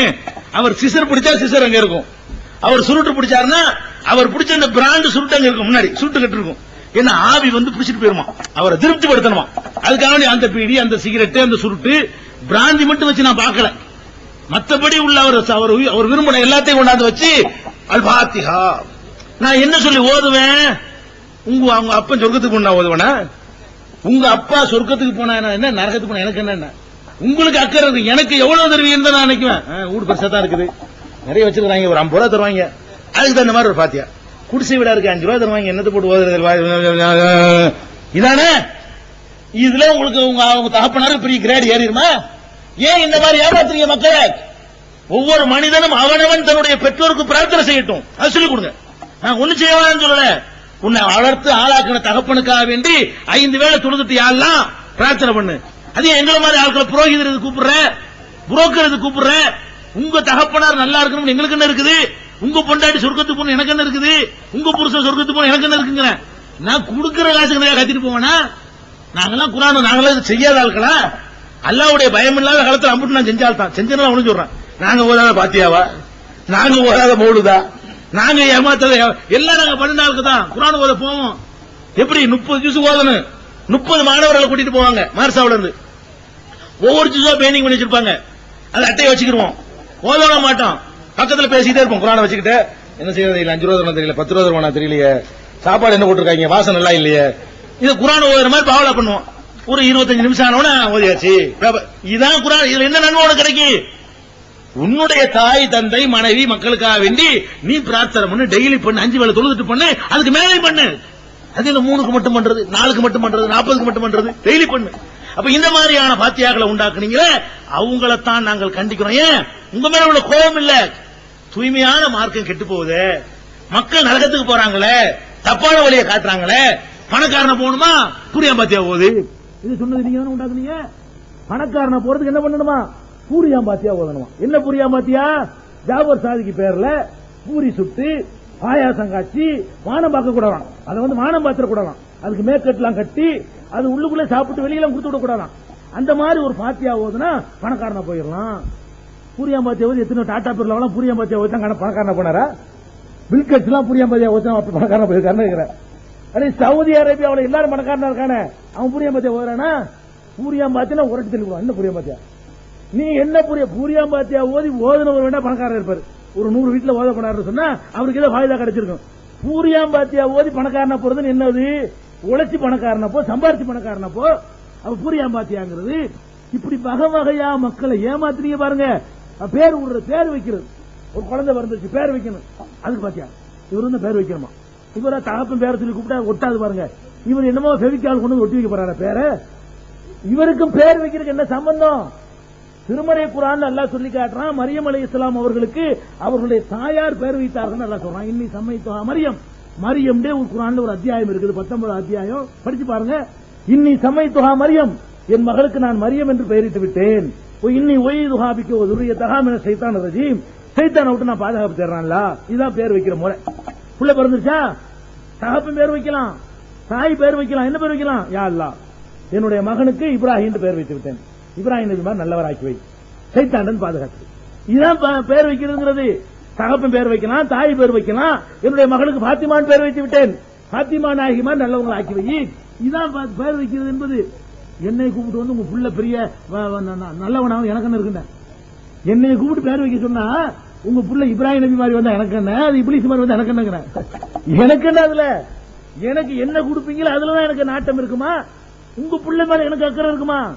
ஒரு பெத்த அப்பனும் உள்ளத்துல இருந்து கேட்கிற பிரார்த்தனைக்கு தானே வெயிட் இருக்குது. இதுதான் என்னத்துக்கு நீங்க கோவப்படுறீங்க? இதுல என்ன ஆத்திரப்பட என்ன இருக்கு? இந்த மாதிரி வேலையெல்லாம் செய்யாதீங்க. அப்ப மார்க்கத்தின் பெயரால புரோக்கராகி புரோகிதத்தை உண்டாக்கி எல்லாத்தையும் பணம் புடுங்கிறத ஆக்கிறாதீங்க. லேசான மார்க்கத்தை சொல்லிக் கொடுங்க, எளிமையான மார்க்கத்தை சொல்லிக் கொடுங்க. புதுசு புதுசா வணக்கத்தை வேற உண்டாக்கி. நான் கேட்கிறேன், இந்த சமுதாயத்தில் மேராஜ் நோம்பு நோம்பு வைக்கிறீங்க உண்டா இல்லையா? செங்கல்பட்டுல உண்டு, சென்னையில உண்டு. மேராஜ் நோம்புனா என்ன? குர்ஆன்ல இருக்கா? ரமலான் நோம்பு இருக்குது, அதே மாதிரி அரபா நோம்பு இருக்குது, ஆஷுரா நாள்ல முஹர்ரம் 10வது நாள் வைக்கிற நோன்பு இருக்கிறது. ஒவ்வொரு மாசமும் 13, 14, 15 அன்னைக்கு நோன்பு வைக்கிறது ஹதீஸ்ல ரசூலுல்லாஹ் சொல்லி இருக்காங்க இருக்குது. ஒவ்வொரு திங்கட்கிழமை நோன்பு வைக்கிறது மார்க்கத்தில் இருக்கிறது. ஒவ்வொரு வியாழக்கிழமை நோன்பு வைக்கிறது மார்க்கத்தில் இருக்கிறது. வெள்ளிக்கிழமைக்கு தடை இருக்குது. இப்படியான சில நாட்கள்ல ரசூல் ஸல்லல்லாஹு அலைஹி வஸல்லம் நோன்பு வைக்க சொல்லி இருக்காங்க. அந்த லிஸ்ட்ல அவன் செவ்வால் 6 நோன்பு வைக்கிறது அதுக்கு மார்க்கத்தில் அனுமதி இருக்கிறது. நீங்க சொல்ற மேராஜ் நோம்புன்னு குர்ஆன்ல இருக்குதா? ஹதீஸ்ல இருக்குதா? அல்லாஹ்வும் சொல்லல, நபிகள் நாயகம் சொல்லல. ஏன் இந்த நோம்பை உண்டாக்குனீங்க? ஆளுக்கு ஒரு நோம்பை உண்டாக்குனா 305 நோம்பு போயிடாதா? நீங்க ஆளுக்கு ஒவ்வொருத்தரா ஒரு புதுசு நோம்பு உண்டாக்கிட்டு போனீங்கன்னா அது எத்தனை நோம்பா போயிரும்? மேராஜின்னு ஒரு சம்பவம் நடந்துச்சு நம்பணும், அது வேற விஷயம். மேராஜ் அன்னைக்கு நோம்பு வைக்கணுமா? அதை சொல்றதுக்கு நீங்க யாருன்னு கேட்டீங்களா? குர்ஆன்ல இருக்குதா? ஹதீஸ்ல இருக்கான்னு கேட்டீங்களா? நீங்களும் கேட்கல, அவரும் சொல்லல. பராத்து நோம்பு போய் பராத்து நோம்பு இருக்குதா? பராத்துன்னு ஒரு ராத்திரியாச்சு இரவாவது இருக்குதா? பராத்து இரவு என்ற ஒரு சொல்லாவது குர்ஆன்ல ஹதீஸ்ல இருக்குதா? நீங்க ஷபே பராத்துன்னு கொண்டாடுறீங்களே, ஷாபான் மாசம் 15 பராத் இரவுக்கு சிறப்பெல்லாம் விட்டு தள்ளுங்க. பராத் இரவு என்ற வார்த்தை குரான்லயோ ஹதீஸ்ல எடுத்துக்காட்டினா 10 லட்சம் ரூபாய் நான் தரேன். கேம காட்டல நபிகள் நாயகம் இந்த சொல்ல யூஸ் பண்ணாங்கன்னு எடுத்துக்காட்டு பார்ப்போம். பராத் இரவு என்ற சொல் கூட குரான்லயும் கிடையாது, ஹதீஸ்லயும் கிடையாது. அப்ப அல்லாஹ்வுடைய ரசூலும் அல்லாஹ்வும் ரசூலும் யூஸ் பண்ணாத ஒரு சொல்ல வச்சுக்கிட்டு நீங்களா ஒரு ராத்திரிக்கு பேரை வச்சுக்கிட்டு அன்னைக்கு 3 யாசீனை ஓதணும், ஒரு யாசீனுக்கு பணம் வரும், ஒரு யாசீன் வந்து ஏழைக்கு பார்சல் இறந்து போனவங்களுக்கு பார்சல் பண்ணி அனுப்பணும், ஒரு யாசீனுக்கு அது வரும் இது வரும் சொல்லி ஏமாத்தி எதுக்கு இந்த வேலை? அன்னைக்கு இந்த சிறப்பு தொழுகை, அன்னைக்கு இந்த சிறப்பு நோம்பு, அன்னைக்கு பள்ளிவாசல் அலங்காரம் பண்றது, ஜோடனை பண்றது, இதானா மார்க்கம்? அப்ப வணக்கங்கிற பேர்லையும் ஏக்கச்சக்கமான காரியங்களை உண்டாக்கிட்டீங்க. இந்த மாதிரியான காரியங்களை எதிர்த்தா நாங்க குழப்பவாதியா? எது குழப்பம்? இதுதான் குழப்பம். தூய்மையான ஒரு மார்க்கத்துல இல்லாதையெல்லாம் புகுத்தி இன்னும் சொல்ல நல்லா விளங்கிக்கிறங்க. நாங்கள் எல்லாம் ஒரு காலத்தில் மதரசாவுல ஓதி விட்டு வந்து நாத்திகத்தை நோக்கி போனோம். தெரிஞ்சுக்கிறீங்க ஏன் போனோம்? நீங்க சொல்லக்கூடிய அந்த போலி இஸ்லாத்தில் எங்களுக்கு நம்பிக்கை வரல. போய் சொல்றேன், இஸ்லாம் உண்மையான இஸ்லாத்தை கண்டுபிடிக்க வழி தெரியல, எல்லாம் பொய் என்று நினைத்துக் கொண்டு நாங்க போனோம். எங்களுடைய காலத்தில் எங்களுடைய சமகாலத்தில் எத்தனை இளைஞர்கள் கம்யூனிஸ்டுகளாக தீக்காவாக ஓடிக்கொண்டிருந்தார்கள், கருப்பு சட்டை போட்டுக் கொண்டிருந்தார்கள். எங்க காட்சியை பார்த்தீங்க. இன்னைக்கு என்ன நிலைமை? அப்படி போனவர்கள் எல்லாம் வென்றெடுத்து இப்படி ஒரு மார்க்கமா? அறிவியலை முன்கூட்டி சொன்ன மார்க்கம், விஞ்ஞானத்தை முன்கூட்டி சொன்ன மார்க்கம், உலகத்தையே வென்றெடுக்கக்கூடிய ஒரு சித்தாந்தம். பெரிய பெரிய பாருங்க. நீங்க என்ன நீங்க அந்த கமலாதாஸ் தெரியுமா உங்களுக்கு? இந்த நாட்டில் கேரளாவில் கமலாதாஸ் ஒரு எழுத்தாளர் பெண்மணி, அந்த அம்மா வந்து நோபல் பரிசுக்கு இந்திரா காந்தியால் சிபாரிசு பண்ணப்பட்ட அளவுக்கு சிறந்த எழுத்தாளர். பெண்ணுரிமை காலமெல்லாம் கத்திட்டு அம்மா. அந்த அம்மா வந்து குமுதம்ங்கிற பத்திரிகையில் அந்த காலத்தில் என் கதைந்து தன்னுடைய சொந்த ஸ்டோரி எழுதுனுச்சு. அதனாலேயே குமுதத்துக்கு ஒரு பெரிய சர்க்குலேஷன் பயங்கரமா ஓடுனுச்சு. அந்த மாதிரியான ஒரு எழுத்தாளர் பெண்மணி இன்றைக்கு இஸ்லாத்தை தழுவி கமலா சுரையாவாய் இன்னைக்கு கண்ணு முன்னாடி அந்த அம்மா வாழ்ந்துகிட்டு இருக்கு. அந்த அம்மா இஸ்லாத்தை தழுவுனுக்கு நீங்க எல்லாம் காரணமா? உங்களை எல்லாம் பார்த்தா வந்திருக்க மாட்டேன்னு சொல்லுது. நான் குர்ஆனை பார்த்து வந்தேன், நபிகள் நாயகத்தினுடைய வரலாற்றை படித்து வந்தேன், முஸ்லிம்களை பார்த்து வரவில்லை. அப்படிப்பட்ட மார்க்கம் இது. உலகத்திலேயே மிகப்பெரிய குத்துச்சண்டை சாம்பியன், முறியடிக்க முடியாத மாவீரன் கேசிஎஸ் கிலே அவ்வளவு பெரிய கிரேட்ல இருந்தவன். அவ்வளவு பெரிய கிரேட்ல வந்தாலும் கருப்பு இனத்தை சேர்ந்தவன் என்பதால் வெள்ளையர்கள் அவன் அங்கீகரிக்கல. அவன் தேடுறான், ஆன்மீகத்தை தேடி அலைகிறான். கடைசியில் இஸ்லாம் தான் வழிந்து இன்னைக்கு முகமது அலி கிளையாக வளம் வந்து கொண்டிருக்கிறானே, அவனை ஈர்த்த மார்க்கம் எது? இந்த கத்தத்தையும் பாத்தியாவையும் பார்த்தா வந்திருப்பானா?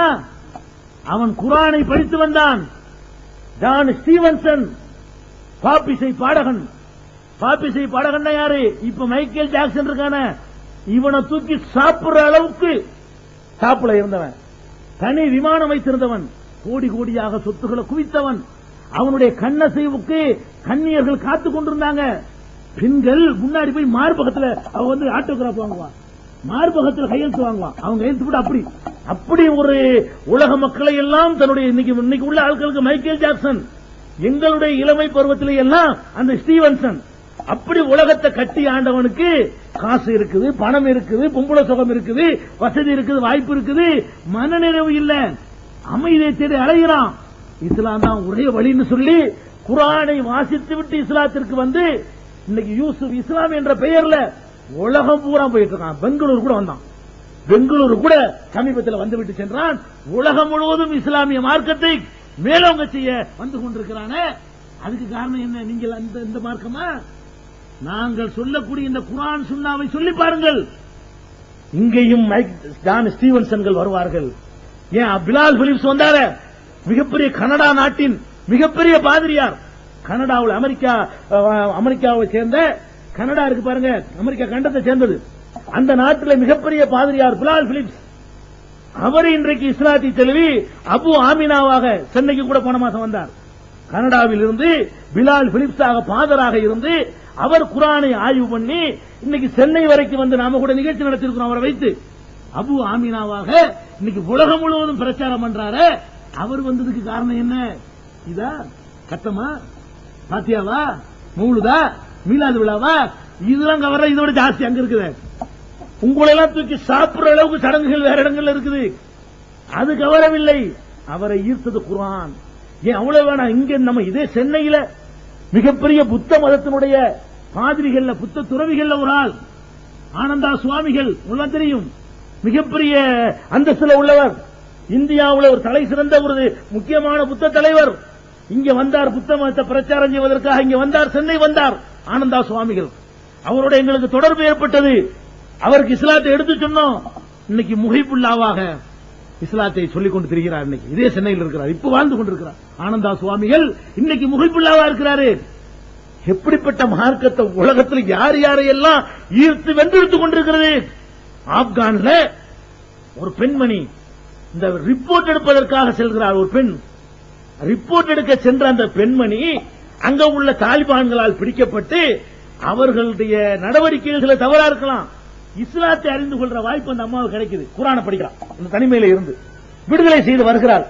வந்தவுடனே நான் இஸ்லாத்தை தழுவுகிறேன், இப்ப இஸ்லாம் தழுவுறான். அங்க போய் நிருபரா போன ஒரு பெண்மணி, இஸ்லாம் ஒரு அற்புதமான வாழ்க்கை நெறி, அழகான ஒரு வாழ்க்கை திட்டம் சொல்லக்கூடிய காட்சியை பார்க்கிறோம். இன்றைக்கு அமெரிக்காவுடைய லண்டன்லையும் ஆயிரக்கணக்கில் மக்கள் கூட்டமா வர்றாங்க. அந்த மாதிரி வர வேண்டும் என்று சொன்னால் நீங்கள் தூய்மையான நபிகள் நாயகம் கடைபிடித்த இஸ்லாத்தை நீங்கள் கடைபிடிக்க வேண்டும், நேர்மையை கடைபிடிக்க வேண்டும், ஒழுக்கத்தை கடைபிடிக்க வேண்டும், பிறரை ஏமாற்றக்கூடாது, மோசடி செய்யக்கூடாது. இந்த மாதிரி சொல்லக்கூடிய நாங்கள் குழப்பவாதிகளா? யார குழப்பவாதிங்கிறீங்க? குழப்பவாதிகள் சொல்றதுக்கு ஒரு அளவுகள் வேணாமா? இதுதான் குழப்பம் நாங்க சொன்ன. என்ன குழப்பம் நாங்க சொன்னதுல? மார்க்கத்தில் இல்லாத ஒண்ணு திணிச்சு நீங்கள் குழப்பிட்டீங்களா? நாங்க குழப்பிட்டோமா? அப்ப இந்த மாதிரியான ஒரு அடிப்படையான விஷயங்களுக்காக நாங்கள் போராடி கொண்டிருக்கிறோம். இன்ஷா அல்லாஹ் என்ன விஷயங்கள் தலைப்பில் இருந்தாலும் உங்களுக்கு இந்த மாதிரி கூட்டங்களை தடுக்கிறனால அவர்களா தடுத்துட முடியாது. சீப்பு ஒழிச்சா கல்யாணத்தை நிப்பாட்ட முடியுமா? நாங்க செங்கல்பட்டுல கூட்டமே நடத்தவே முடியல என்றாலும் நாங்க டிஷ் வழியா வீட்டுக்குள்ள வருவோமே. என்ன செய்வீங்க? வந்துகிட்டு இருக்கிறோமே, நாங்க டிஷ் ஆண்டனா வழியா டெய்லி 1 மணி நேரம் டிவி வழியா வீட்டுக்குள்ள வர்றோமே, தடுப்பீங்களா நீங்க? எத்தனை ஊர்களுக்கு தமிழகம் முழுவதும் போய் கொண்டிருக்கிற மெசேஜ் ஒன்னும் முடியாது. யுரீதுன லியுத்ஃபிஉ நூரல்லாஹி பிஅஃவாஹிஹிம் வல்லாஹு முத்திம்மு நூரிஹி வலவ் கரிஹல் காஃபிரூன். அல்லாஹ்வுடைய ஜோதியை, ஒளியை தங்கள் வாய்களால் ஊதி அணைக்க நினைக்கிறார்கள். அல்லாஹ் தன்னுடைய ஒளியை முழுமையாக்கியே தீர்வான். நபிகள் நாயகம் ஸல்லல்லாஹு அலைஹி வஸல்லம் காலத்தில் வாழ்ந்த முஸ்லிம்களை போன்ற முஸ்லிம்களாக தமிழக முஸ்லிம்களை மாற்றுகின்ற வரை எங்களுடைய பிரச்சாரம் ஓயாது. எந்த அடக்குமுறை மிரட்டலுக்கு நாங்கள் பயப்பட மாட்டோம். அதிகபட்சமா நீங்க என்ன செய்வீங்க? கல்யாணத்துக்கு புக்கு தர மாட்டோம். புக்குல பதிவு பண்றது மார்க்கத்தில் கிடையாது. நீங்க தான் பலவீனப்படுவீங்க. அந்த மாதிரி என்னமா தீர்மானத்தை போட்டீங்கன்னு சொன்னா புக்குல பண்ண மாட்டேங்கிற. அதிக புக்குல பண்ற மார்க்க சட்டமா? ரசூலுல்லாஹ் புக்குல பதிவு பண்ணாங்க. ஒரு ஆளுங்களுக்கு கிடையாது. நாங்க நோட் புக்ல ரெக்கார்ட் பண்ணிக்கிறோம். ஒரு 5 ரூபா பத்திரத்தில் 2 குடும்பத்தார் எழுதி கொண்டார்களே, ஆனால் இந்தியன் பர்சனல் லா படியே செல்லும், எங்கள் மார்க்கப்படியும் செல்லும், கோர்ட்டிலையும் செல்லும், இந்தியாவுடைய கோர்ட்டிலையும் செல்லும். நாங்க கல்யாண புத்தகத்தை தரமாட்டோம், மோதினார் அனுப்ப மாட்டோம். நீங்க வைங்க. பலவீனப்படக்கூடிய நீங்கள் தான் இந்த மாதிரி முடிவெடுத்தவர்கள் தோல்வியைத்தான் மேலும் தழுவினீர்கள். அடக்கம் செய்ய இடம் தர மாட்டோம். அடுத்த பட்சமா பயந்துராதீங்க. அடக்கம் செய்ய இடமாட்டோம்ல சொல்லவே இயலாது. பாடியை கொண்டு போலீஸ் ஸ்டேஷன் வச்சுக்குவாங்க. என்ன செய்யணும் பாப்போம்? பாடிக்கு பதில் சொல்லி ஆகணும். எந்த ஒரு பாடியையும் அடக்கம் செய்ய மாட்டேன்னு சொல்ல பெரிய கிரிமினல் குற்றம். போலீஸ் பாதுகாப்போட ஜாம் ஜாம் முகத்துல கரியை பூசிட்டு அடக்குவாங்க. தேவையில்லாத இந்த ஊர் விளக்கம் பண்றது, நாங்க ஊர்ல ஒதுக்கி வைக்கிறது, நாங்க கபுர்ஸ்தான இடம் தர மாட்டோம், இந்த மாதிரி 20 வருஷமா போட்ட ஊர்கள்லாம் ஒண்ணுமில்லாம ஆக்கிவிட்டோம். நீங்கள் அந்த மாதிரி நடவடிக்கை எடுத்தீர்களேயானால் அதனால எல்லாம் வளர்ச்சியை தடுக்க இயலாது. இது பாட்டு ஹக் அப்படி அதாவது பயங்கர வேகத்தில் போய்கிட்டு இருக்கிறது. இப்ப உள்ள வளர்ச்சியுடைய வேகம் அதை எந்த சக்தியினாலையும் தடுத்து நிறுத்த முடியாது என்பதை சொல்லிக்கொண்டு எனக்கு கொடுக்கப்பட்ட நேரம் 10 நிமிஷம் அதிகமாகவே போய்விட்ட காரணத்தினால் என்னுடைய உரையை இத்தோடு முடித்துக் கொள்கிறேன். வாஹிருதவானா அல்ஹம்துலில்லாஹி ரப்பில் ஆலமீன். வென்றெடுத்துத்தான் வரதட்சணை வாங்காதவர்களை ஆக்கியிருக்கிறோம். அந்த இளைஞர்களை வென்றெடுத்துத்தான் தூய்மை, நேர்மை, உண்மை என்றால் எப்படி என்று சொல்லிக் கொடுக்கக்கூடியவர்களாக பண்படுத்தி இருக்கிறோமே. இது நாங்க செஞ்ச தப்பா? சொல்லுங்க. திரும்பி போறாங்களா? எத்தனை ஊர்களில் அந்த இளைஞர்கள் எப்படி தரிகட்டு போன இளைஞர்கள்